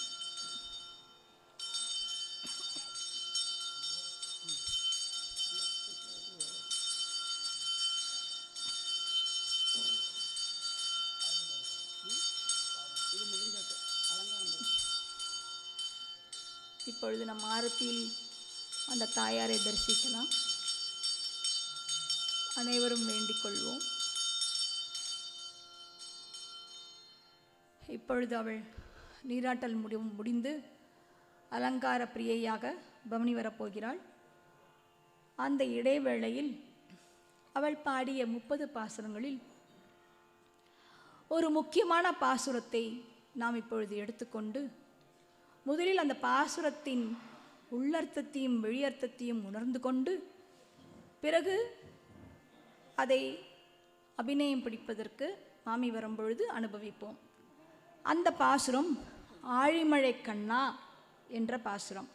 இந்த 30 பாசுரத்தில் இந்த ஒரு பாசுரத்தில் தான் அவள் கண்ணா என்று கூறுகிறாள். இந்த பாசுரத்திற்கு ஒரு விசேஷ அர்த்தம் உண்டு. முதலில் இதனுடைய வெளியுரையை பார்ப்போம்.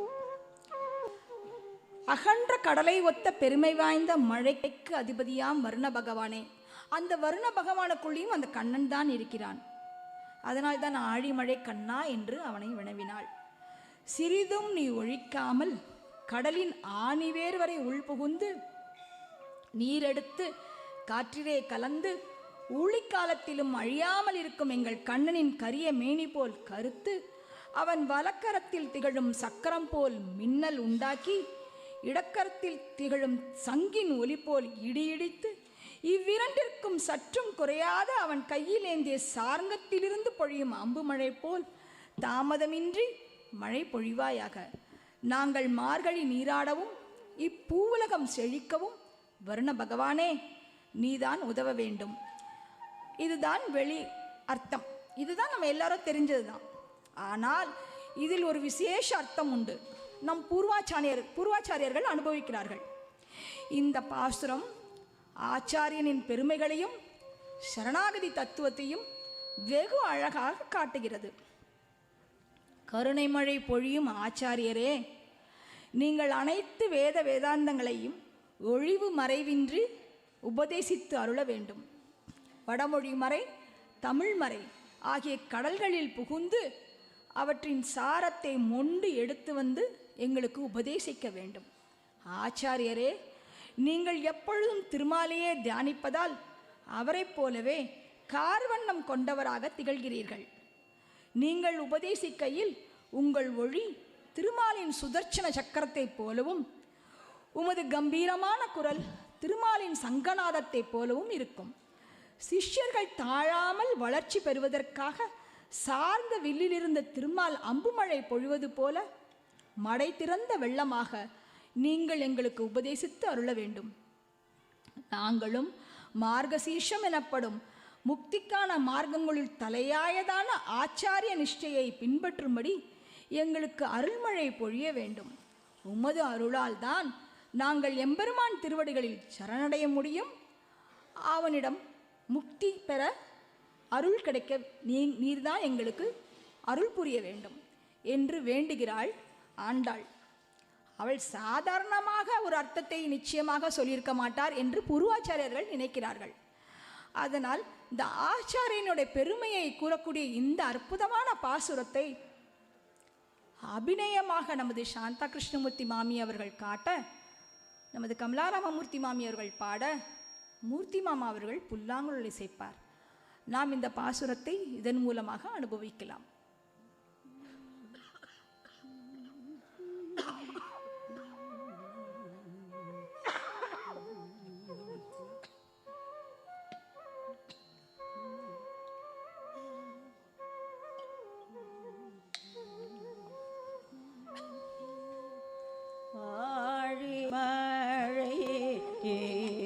கண்ணா குன்றோனி கை கரவேல்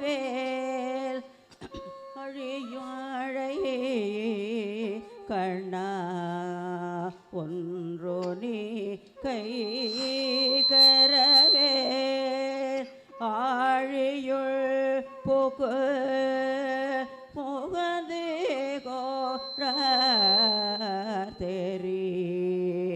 ஆழியுள் போகு முகது கோட தெரி ஊழி முதல் உருவம் போல் மேகரே தேவோழி முதல் உருவம் போல் மேகரேது பாழிய தோளோடை பற்பனாவன் கையில் பாழிய தோளோடை பற்பனாவன் கையில் ஆழி போல் மினி பலபுரி போல் நின்றதி தே ஆழி போல் மினி பலபுரி போல் நின்றதி தாழதே சங்கம் உதைத்த சரமழை போல் தாழாதே சங்கம் உதைத்த சரமழை போல் வாழ உலகினில் பெய்திடாய் நாங்களோ வாழ உலகினில் பெய்திடாய் நாங்களோ மார்கழி நீராட மகிழ்ந்தேலோரோ பவாய் மார்கழி நீராட மகிழ்ந்தேலோரோ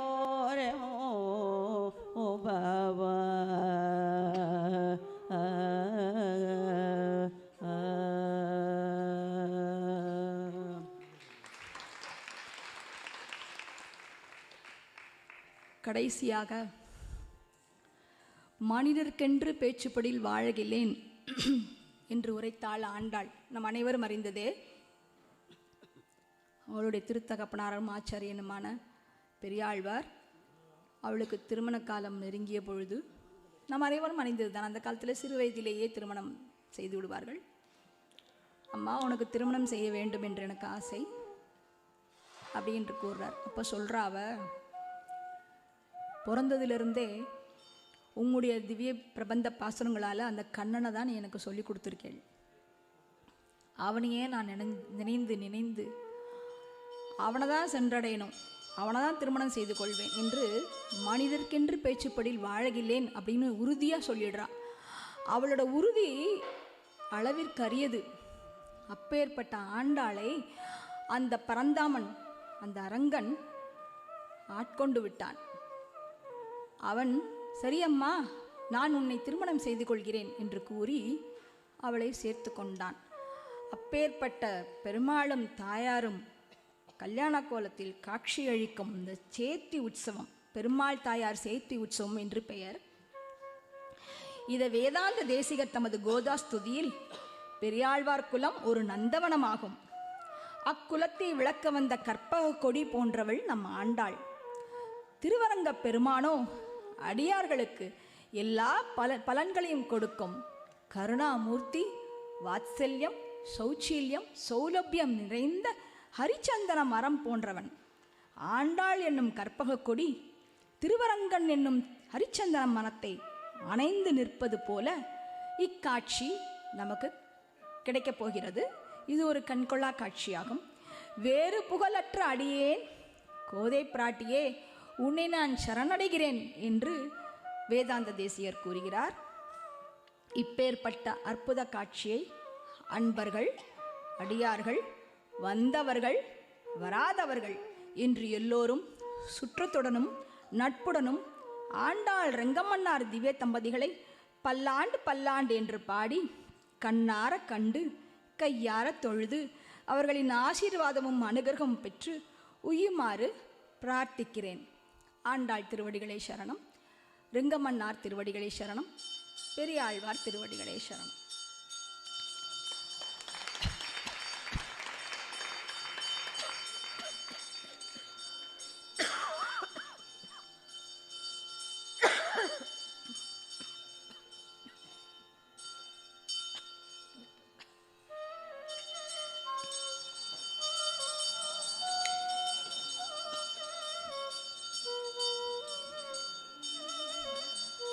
இன்னொரு அற்புத காட்சி, அந்த கடலின் நடுவே அந்த பரந்தாமனும் நம் கோதை நாச்சியாரும் திருமண கோலத்தில் காட்சி கொடுக்கிறார்கள். எவ்வளவு அற்புதமாக வடிவமைத்திருக்கிறார் நம் பட்டர் சுவாமிகள். இது எங்குமே கிடைக்காத ஒரு காட்சி. எவ்வளோ அழகாக அந்த பெருமாளோட இணைந்து அருள் பாலிக்கிறாள் என்று நாம் காணலாம். அடுத்ததாக வாழி திருநாமம். நம்ம இறுதியாக வாழி திருநாமம் எப்பொழுதுமே சொல்லுவோமல்லோ, மங்களம் மாதிரி. அந்த வாழி திருநாமத்தை நம் சாந்தா மாமி அவர்கள் அபிநயம் காட்ட, கமலா மாமி அவர்கள் பாட, மூர்த்தி மாமா புல்லாங்குழலை சேர்ப்பார்.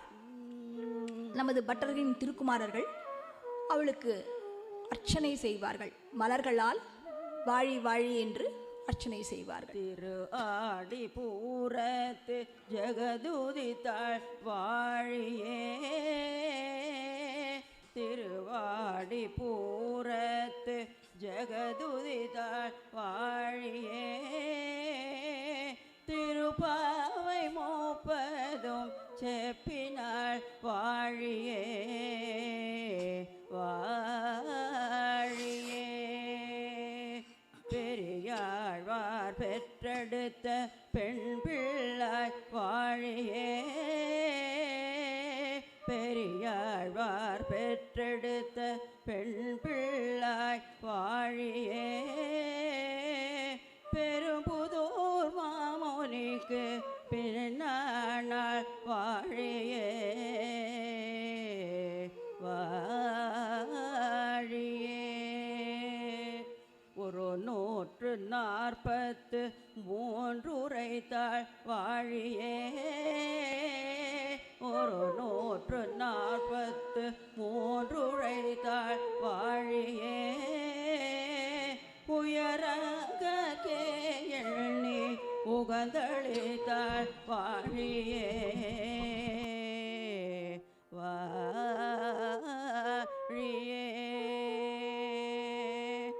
மறுவாரம் திருவள்ளி வளநாடு வாழியே மறுவாரம் திருவள்ளி வளநாடு வாழியே. புதுவை நகர் கோதை மலர்பதங்கள் வாழியே புதுவை நகர் கோதை மலர்பதங்கள் வாழியே வாழியே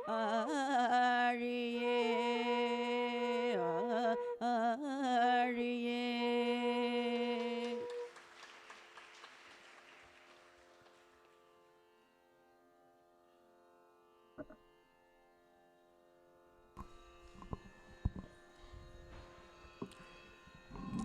நமஸ்காரம். அனைவருக்கும் இனிய பக்திபூர்வமான நல்மாலை வணக்கங்கள். எண்ணிய முடிதல் வேண்டும், நல்லவே எண்ணல் வேண்டும், திண்ணிய நெஞ்சம் வேண்டும், தெளிந்த நல் அறிவு வேண்டும் என்ற பாரதியின் வரிகளை தியானித்து என்ன ஒரு அருமையான ஒரு மாலை பொழுது.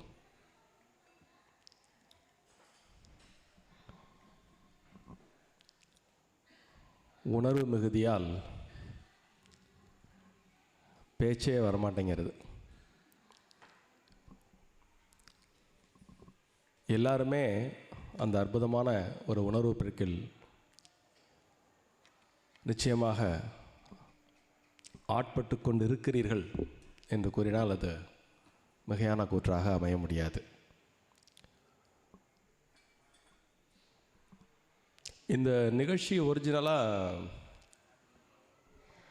மாமி இந்த நிகழ்ச்சி அந்த 27வது நாள் அன்றைக்கி வைக்கிறதா இருந்தது இல்லையா, கோடாரவெளி அன்றைக்கி வைக்கிறதா இருந்தது. ஆமாம், இருந்தாலும் இன்று அது நடந்திருக்கிறது. நம்ம ஸ்ரீவத்சத்தில் பல முறை இந்த நிகழ்வின் அதிசயங்களை அடிக்கடி பார்த்து கொண்டிருக்கிறோம். அதனால் இது ஒரு அனுதினமும் நிகழக்கூடிய அற்புதமாகவே ஆகிவிடுகிறது.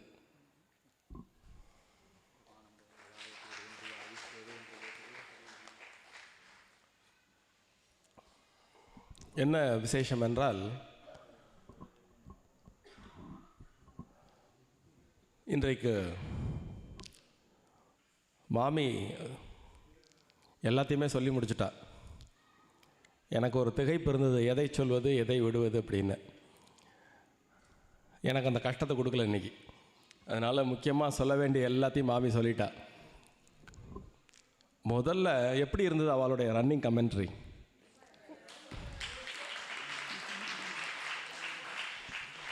நாம் நிகழ்வுகளை பார்க்கலாம், அங்கே அந்த நிகழ்வுகள் நடந்து கொண்டிருக்கும் பொழுதே அதனுடைய விவரணையை பார்ப்பது என்பது காண கிடைக்காத ஒரு அற்புதமான காட்சி.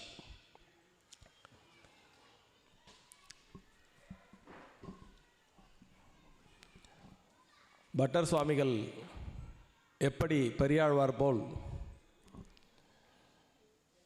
அந்த ஆண்டாளை ஆராதித்தார் என்பதை அவர் அவ்வப்பொழுது விவரித்த பாங்கு நாம் அனைவரும் மனமோந்து ஏற்றுக்கொள்ளக்கூடியதே. அதேபோல் ஸ்ரீவத்சத்தில் இன்னொரு அதிசயமும் உண்டு. எந்த நிகழ்வாயினும் சிவன் கோயிலில் நடக்கக்கூடிய நிகழ்வாகட்டும், பெருமாள் கோயிலில் நடக்கக்கூடிய நிகழ்வாகட்டும், பட்டர் சுவாமிகளும் சிவாச்சாரியாரையும் இணைந்து அந்த காரியத்தை நடத்துவது அதுவும் ஒரு காண கிடைக்காத ஒரு அரிதான காட்சி. இந்த பீடிகை எதற்கென்றால், இன்றைய நாளுக்கும் அப்படி ஒரு விசேஷம் உண்டு. இந்த நாள் துவங்கும் பொழுது உத்திராட நட்சத்திரமாக இருந்தது. உத்திராடம் நட்சத்திரத்தின் அதிதேவதை சிவபெருமான். மதியத்திற்கு பிறகு திருவோணம் வந்து விட்டது. திருவோணத்திலே இந்த நிகழ்ச்சி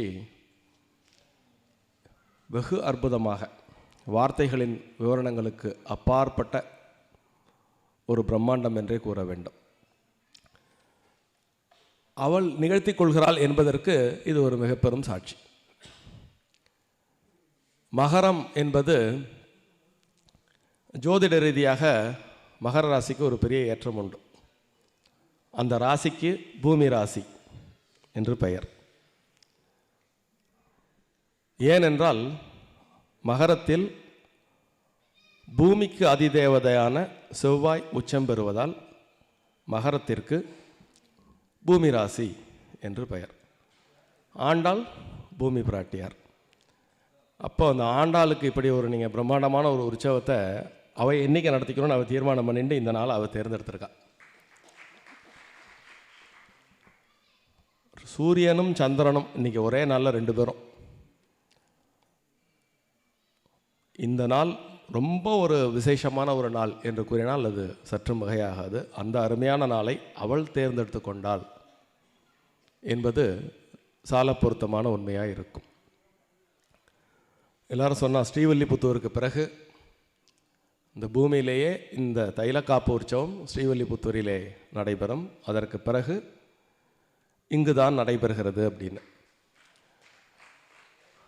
ஆனால் இங்கு இந்த நடைபெற்ற காட்சியை ஏற்கனவே ஸ்ரீவில்லிபுத்தூரில் பார்த்தவர்கள் இருந்தால் அவர்கள் அதை ஒப்பீட்டளவில் ஆராய்ந்து பார்த்தால், இது நான் சொல்லப்படாது, நீங்கள் எல்லாரும் சொல்லணும், ஏகாந்தம் ஏகாந்தம் ஏகாந்தம். இந்த ஏகாந்தம் காண கிடைக்காத அற்புதம். இந்த நிகழ்வுகள் பக்திபூர்வமான நிகழ்வுகள் தொன்று தொட்டு நடந்து கொண்டு தான் இருக்கின்றன. ஆனால் குழந்தையும் தெய்வமும் கொண்டாடும் இடத்து என்ற கூற்றுக்கிணங்க நீங்கள் எல்லாம் இந்த மார்கழி மாதத்தை ஒவ்வொரு நாளும் திருப்பாவை பாடி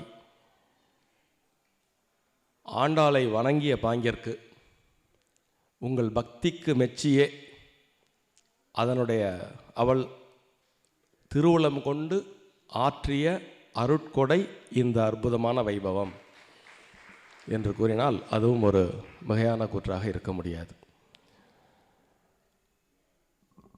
ஆண்டாள் அப்படின்னாலே அடியனுக்கு உணர்வு பொங்கி எழும். இருந்தாலும் நேரம் கருதி சுருக்கமாக ஒரு சில கருத்துக்களை உங்கள் முன் பகிர்ந்து விடைபெற எண்ணியுள்ளேன். அதற்கு முன்பாக எப்பேற்பட்ட ஒரு டீம், இந்த ஒரு டீம் ஒர்க் அப்படின்னு நம்ம சொல்லுவோம் இல்லையா, டுகெதர் எவ்ரிபடி அச்சீவ்ஸ் மோர் அப்படிங்கிறதுனுடைய சுருக்கமே டீம். இந்த டீமில் நீங்கள் மறுபடியும் சில அதிசயங்கள்லாம் உண்டு. சம்பந்தியும் சேர்ந்து ஒரு காரியம் பண்ணி நீங்கள் பார்த்துருக்கீங்களா? ஒருத்தருக்கு ஒருத்தர் இங்கே போட்டி, ஆனால் ஆரோக்கியமான போட்டி, முடிவு 2 பேருக்கும் வெற்றி. சாந்தா மாமி பற்றி உங்களுக்கு, சாந்தா மாமியை பற்றியும் சரி, சித்ரா மாமியை பற்றியும் சரி உங்களுக்கு ஸ்ரீவத்சத்துக்கு புதுசாக நான் அறிமுகப்படுத்த வேண்டிய அவசியம் இல்லை. அதே மாதிரி Mr and Mrs Kamala Ramamurthy அவர்களும் இந்த அரங்கத்திற்கு புதியவர்கள் அல்ல. மூர்த்தி சாரும் புதியவர் அல்ல, அவரும் இப்போ பழைய ஆள் ஆயாச்சுங்க, நிறைய ப்ரோக்ராம் பண்ணிட்டார் அவர். என்ன ஒரு காம்பினேஷன், என்ன ஒரு ஒவ்வொரு நிகழ்ச்சியும் ஒவ்வொரு கணமும் வந்து அப்படியே கிரேஸ்ஃபுல்லாக போச்சு. மாமி ஒரு ப்ரோக்ராம் பண்ணாலே இந்த குழந்தையில கண்டிப்பாக அதில் சேர்த்துருவா. இந்த 2 குழந்தைகளுக்கு அந்த ஆண்டாள் வேஷம் கட்டி, இது வந்து அடுத்த தலைமுறைக்கு மாமி பேசும்போது ரொம்ப அழகாக சொன்னான். பட்டாச்சாரியார் எப்படி அடுத்த தலைமுறைக்கு இந்த விஷயங்களை எல்லாம் குழந்தைகளுக்கு சொல்லிக் கொடுத்து அடுத்த தலைமுறைக்கு நகர்த்தி கொண்டு செல்கிறார் அப்படின்னு. ரொம்ப மிக முக்கியமான ஒரு கூற்று அது. நாமெல்லாம் வெகு முக்கியமான ஒரு காலகட்டத்தில் இருக்கிறோம்.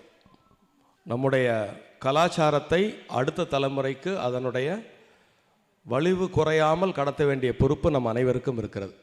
அது இங்கே இயல்பாக இந்த ஸ்ரீவத்ச வளாகத்திலே உங்கள் அனைவராலும் நடைபெற்று கொண்டிருக்கிறது என்று கூறினால் அதுவும் ஒரு வகையான கூற்றாக இருக்க முடியாது. சுவாமி விவேகானந்தர் கூறுவார், தத்துவம் என்ற உயிருக்கு சமயம் என்ற உடல் இன்றியமையாதது அப்படின்னு. இப்போ இன்றைக்கு நடந்த நிகழ்ச்சிகள் எல்லாம் சமயத்தின்பால் வழி வழியாக நடைபெற்று கொண்டிருக்கக்கூடிய மரபு நிகழ்வுகள்.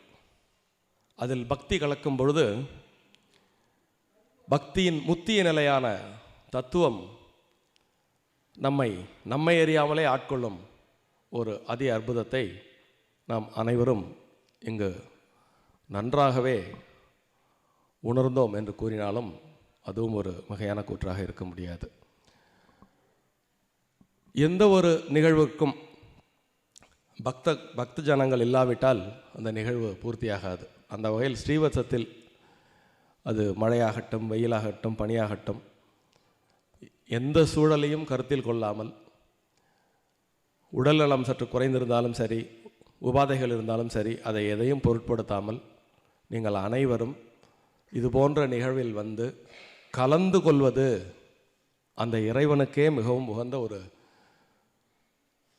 நிகழ்வாக மாறியதால் இன்னைக்கு யார் இதை ஏற்பாடு பண்ணாலும் அவெல்லாம் காரணர்கள். அவர்கள் மூலியமாக ஆண்டாள் இதை நடத்தி கொண்டாள். உங்களுக்கு எல்லாருக்கும் இப்படிப்பட்ட ஒரு அற்புதமான காட்சியை கொடுத்தே தீர வேண்டும் என்று அவள் சங்கல்பித்ததனால் இப்படி ஒரு அருமையான ஒரு நிகழ்வு இங்கே நடந்தேறி இருக்கிறது. ஆண்டாள் என்றால் உடனே நம் நினைவுக்கு வருவது அழகு தமிழ். இந்த அழகு தமிழிலே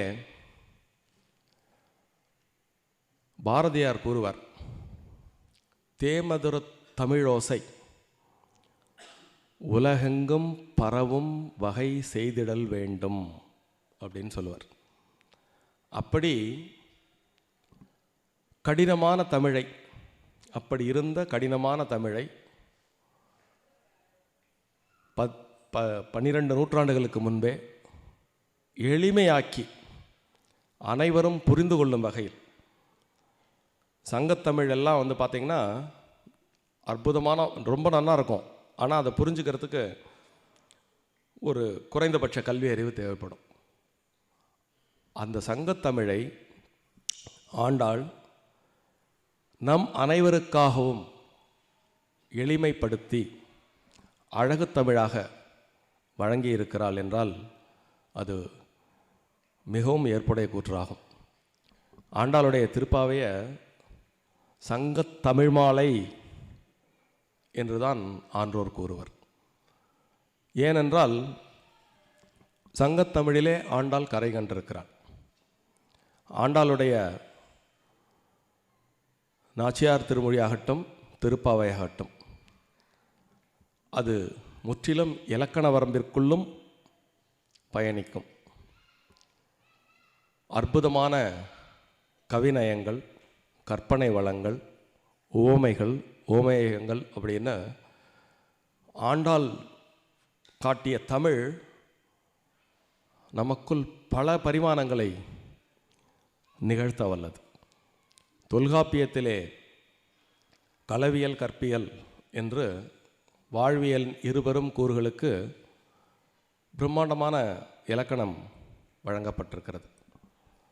அதிலே இந்த களவியல் என்பது மனித காதலுக்கு உண்டான இலக்கணத்தை செவ்வனே செப்பும். அதற்கு அந்த தொல்காப்பியத்திற்கு அகப்பொருள் விளக்கம் என்ற ஒரு பழந்தமிழ் உரை காப்பியம் உள்ளது. அதிலே இந்த தலைவன் தலைவிக்கு இடையே நடக்கக்கூடிய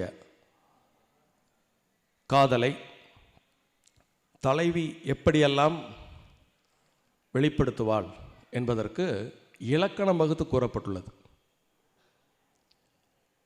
இறைவனை நேர்ந்து இயற்பட மொழிதலும், கனவு நலிவு உரைத்தலும், கவின் அழிவு உரைத்தலும், தன் துயர் தலைமகற்கு உரைத்தல் வேண்டலும் அப்படின்னு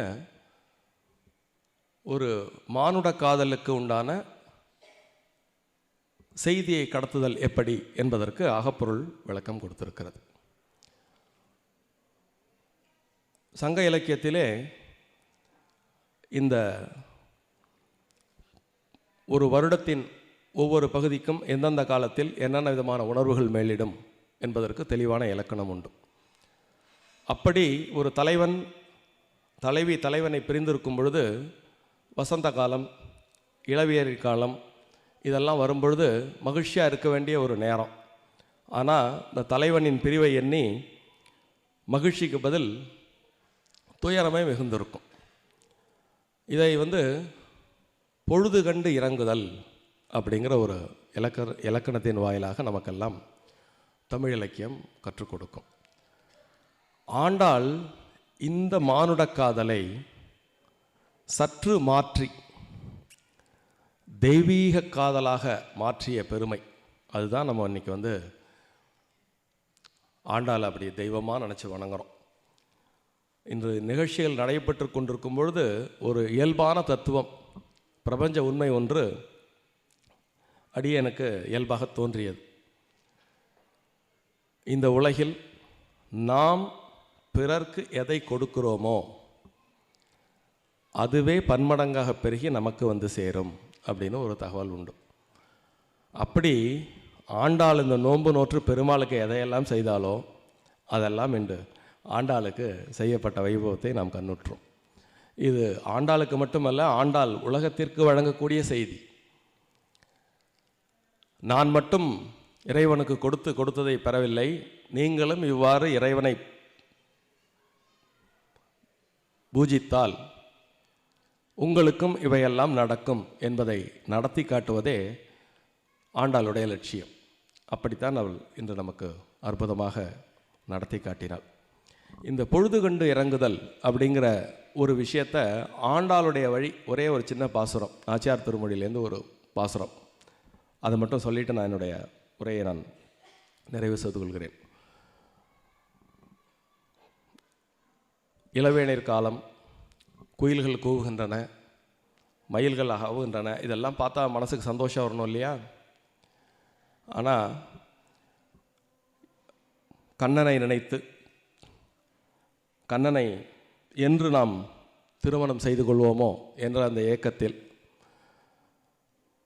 இது போன்ற இந்த காலங்கள் எல்லாம் அவளுக்கு உவப்பாக இல்லை.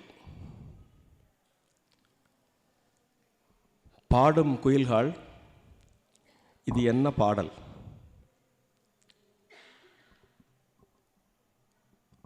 நல் வடவேங்கட நாடன் நமக்கு வாழ்வு தரும் பொழுது பாடுமின்.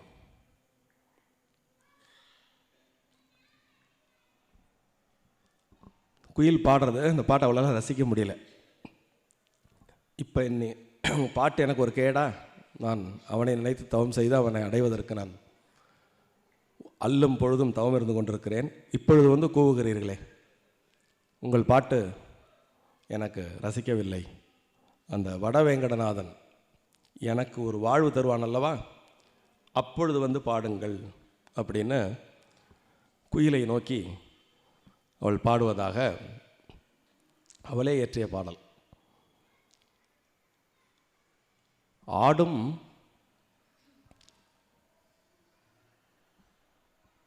குழல் வடிவுடையோன் அருள் செய்து கூடுவாராயின்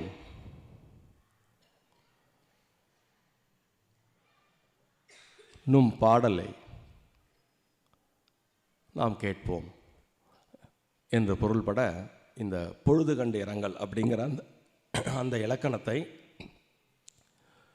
தெய்வீக காதலாக மாற்றி, இது போன்று சங்க இலக்கியங்களில் கூறப்பட்ட அகப்பொருள் விளக்கத்தை சாதாரணமாக தலைவன் தலைவிக்கு இடையே உள்ள காதல் எப்படி மலர்ந்து அது திருமணத்தில் லபிக்குமோ அதை ஒரு படி மேலேற்றி ஆண்டாள் தன்னுடைய நாச்சியார் திருமொழியிலே உள்ள பல பாடல்களில் 143 பாட்டு அந்த 143 பாட்டும் இது மாதிரி ஒவ்வொன்றா எடுத்துட்டு ஒவ்வொரு பாட்டுக்கும் 1 மணி நேரம் புதுமையான விளக்கங்கள் கொடுக்கும் வகையில் அவளுடைய அழகு தமிழ் அமைந்திருக்கிறது என்று கூறி ரொம்ப அற்புதமான ஒரு மாலை பொழுது உங்களுடன் கூடியிருந்து குளிர்ந்த ஏலோர் எம்பாவாயின்னு தான் அவள் அது திருப்பாவை ஒவ்வொன்றிலையும் முடிப்பா. அது மாதிரி எல்லோரும் கூடியிருந்து குளிர்ந்து மகிழ்ந்து ஆனந்தித்து அந்த இறைவன் என்ற அனுபூதியை அனுபவித்து இன்று நாம் மகிழ்ந்திருக்கிறோம் என்று கூறி வாய்ப்புக்கு மகிழ்ந்து நன்றி கூறி அமைகிறேன். நன்றி.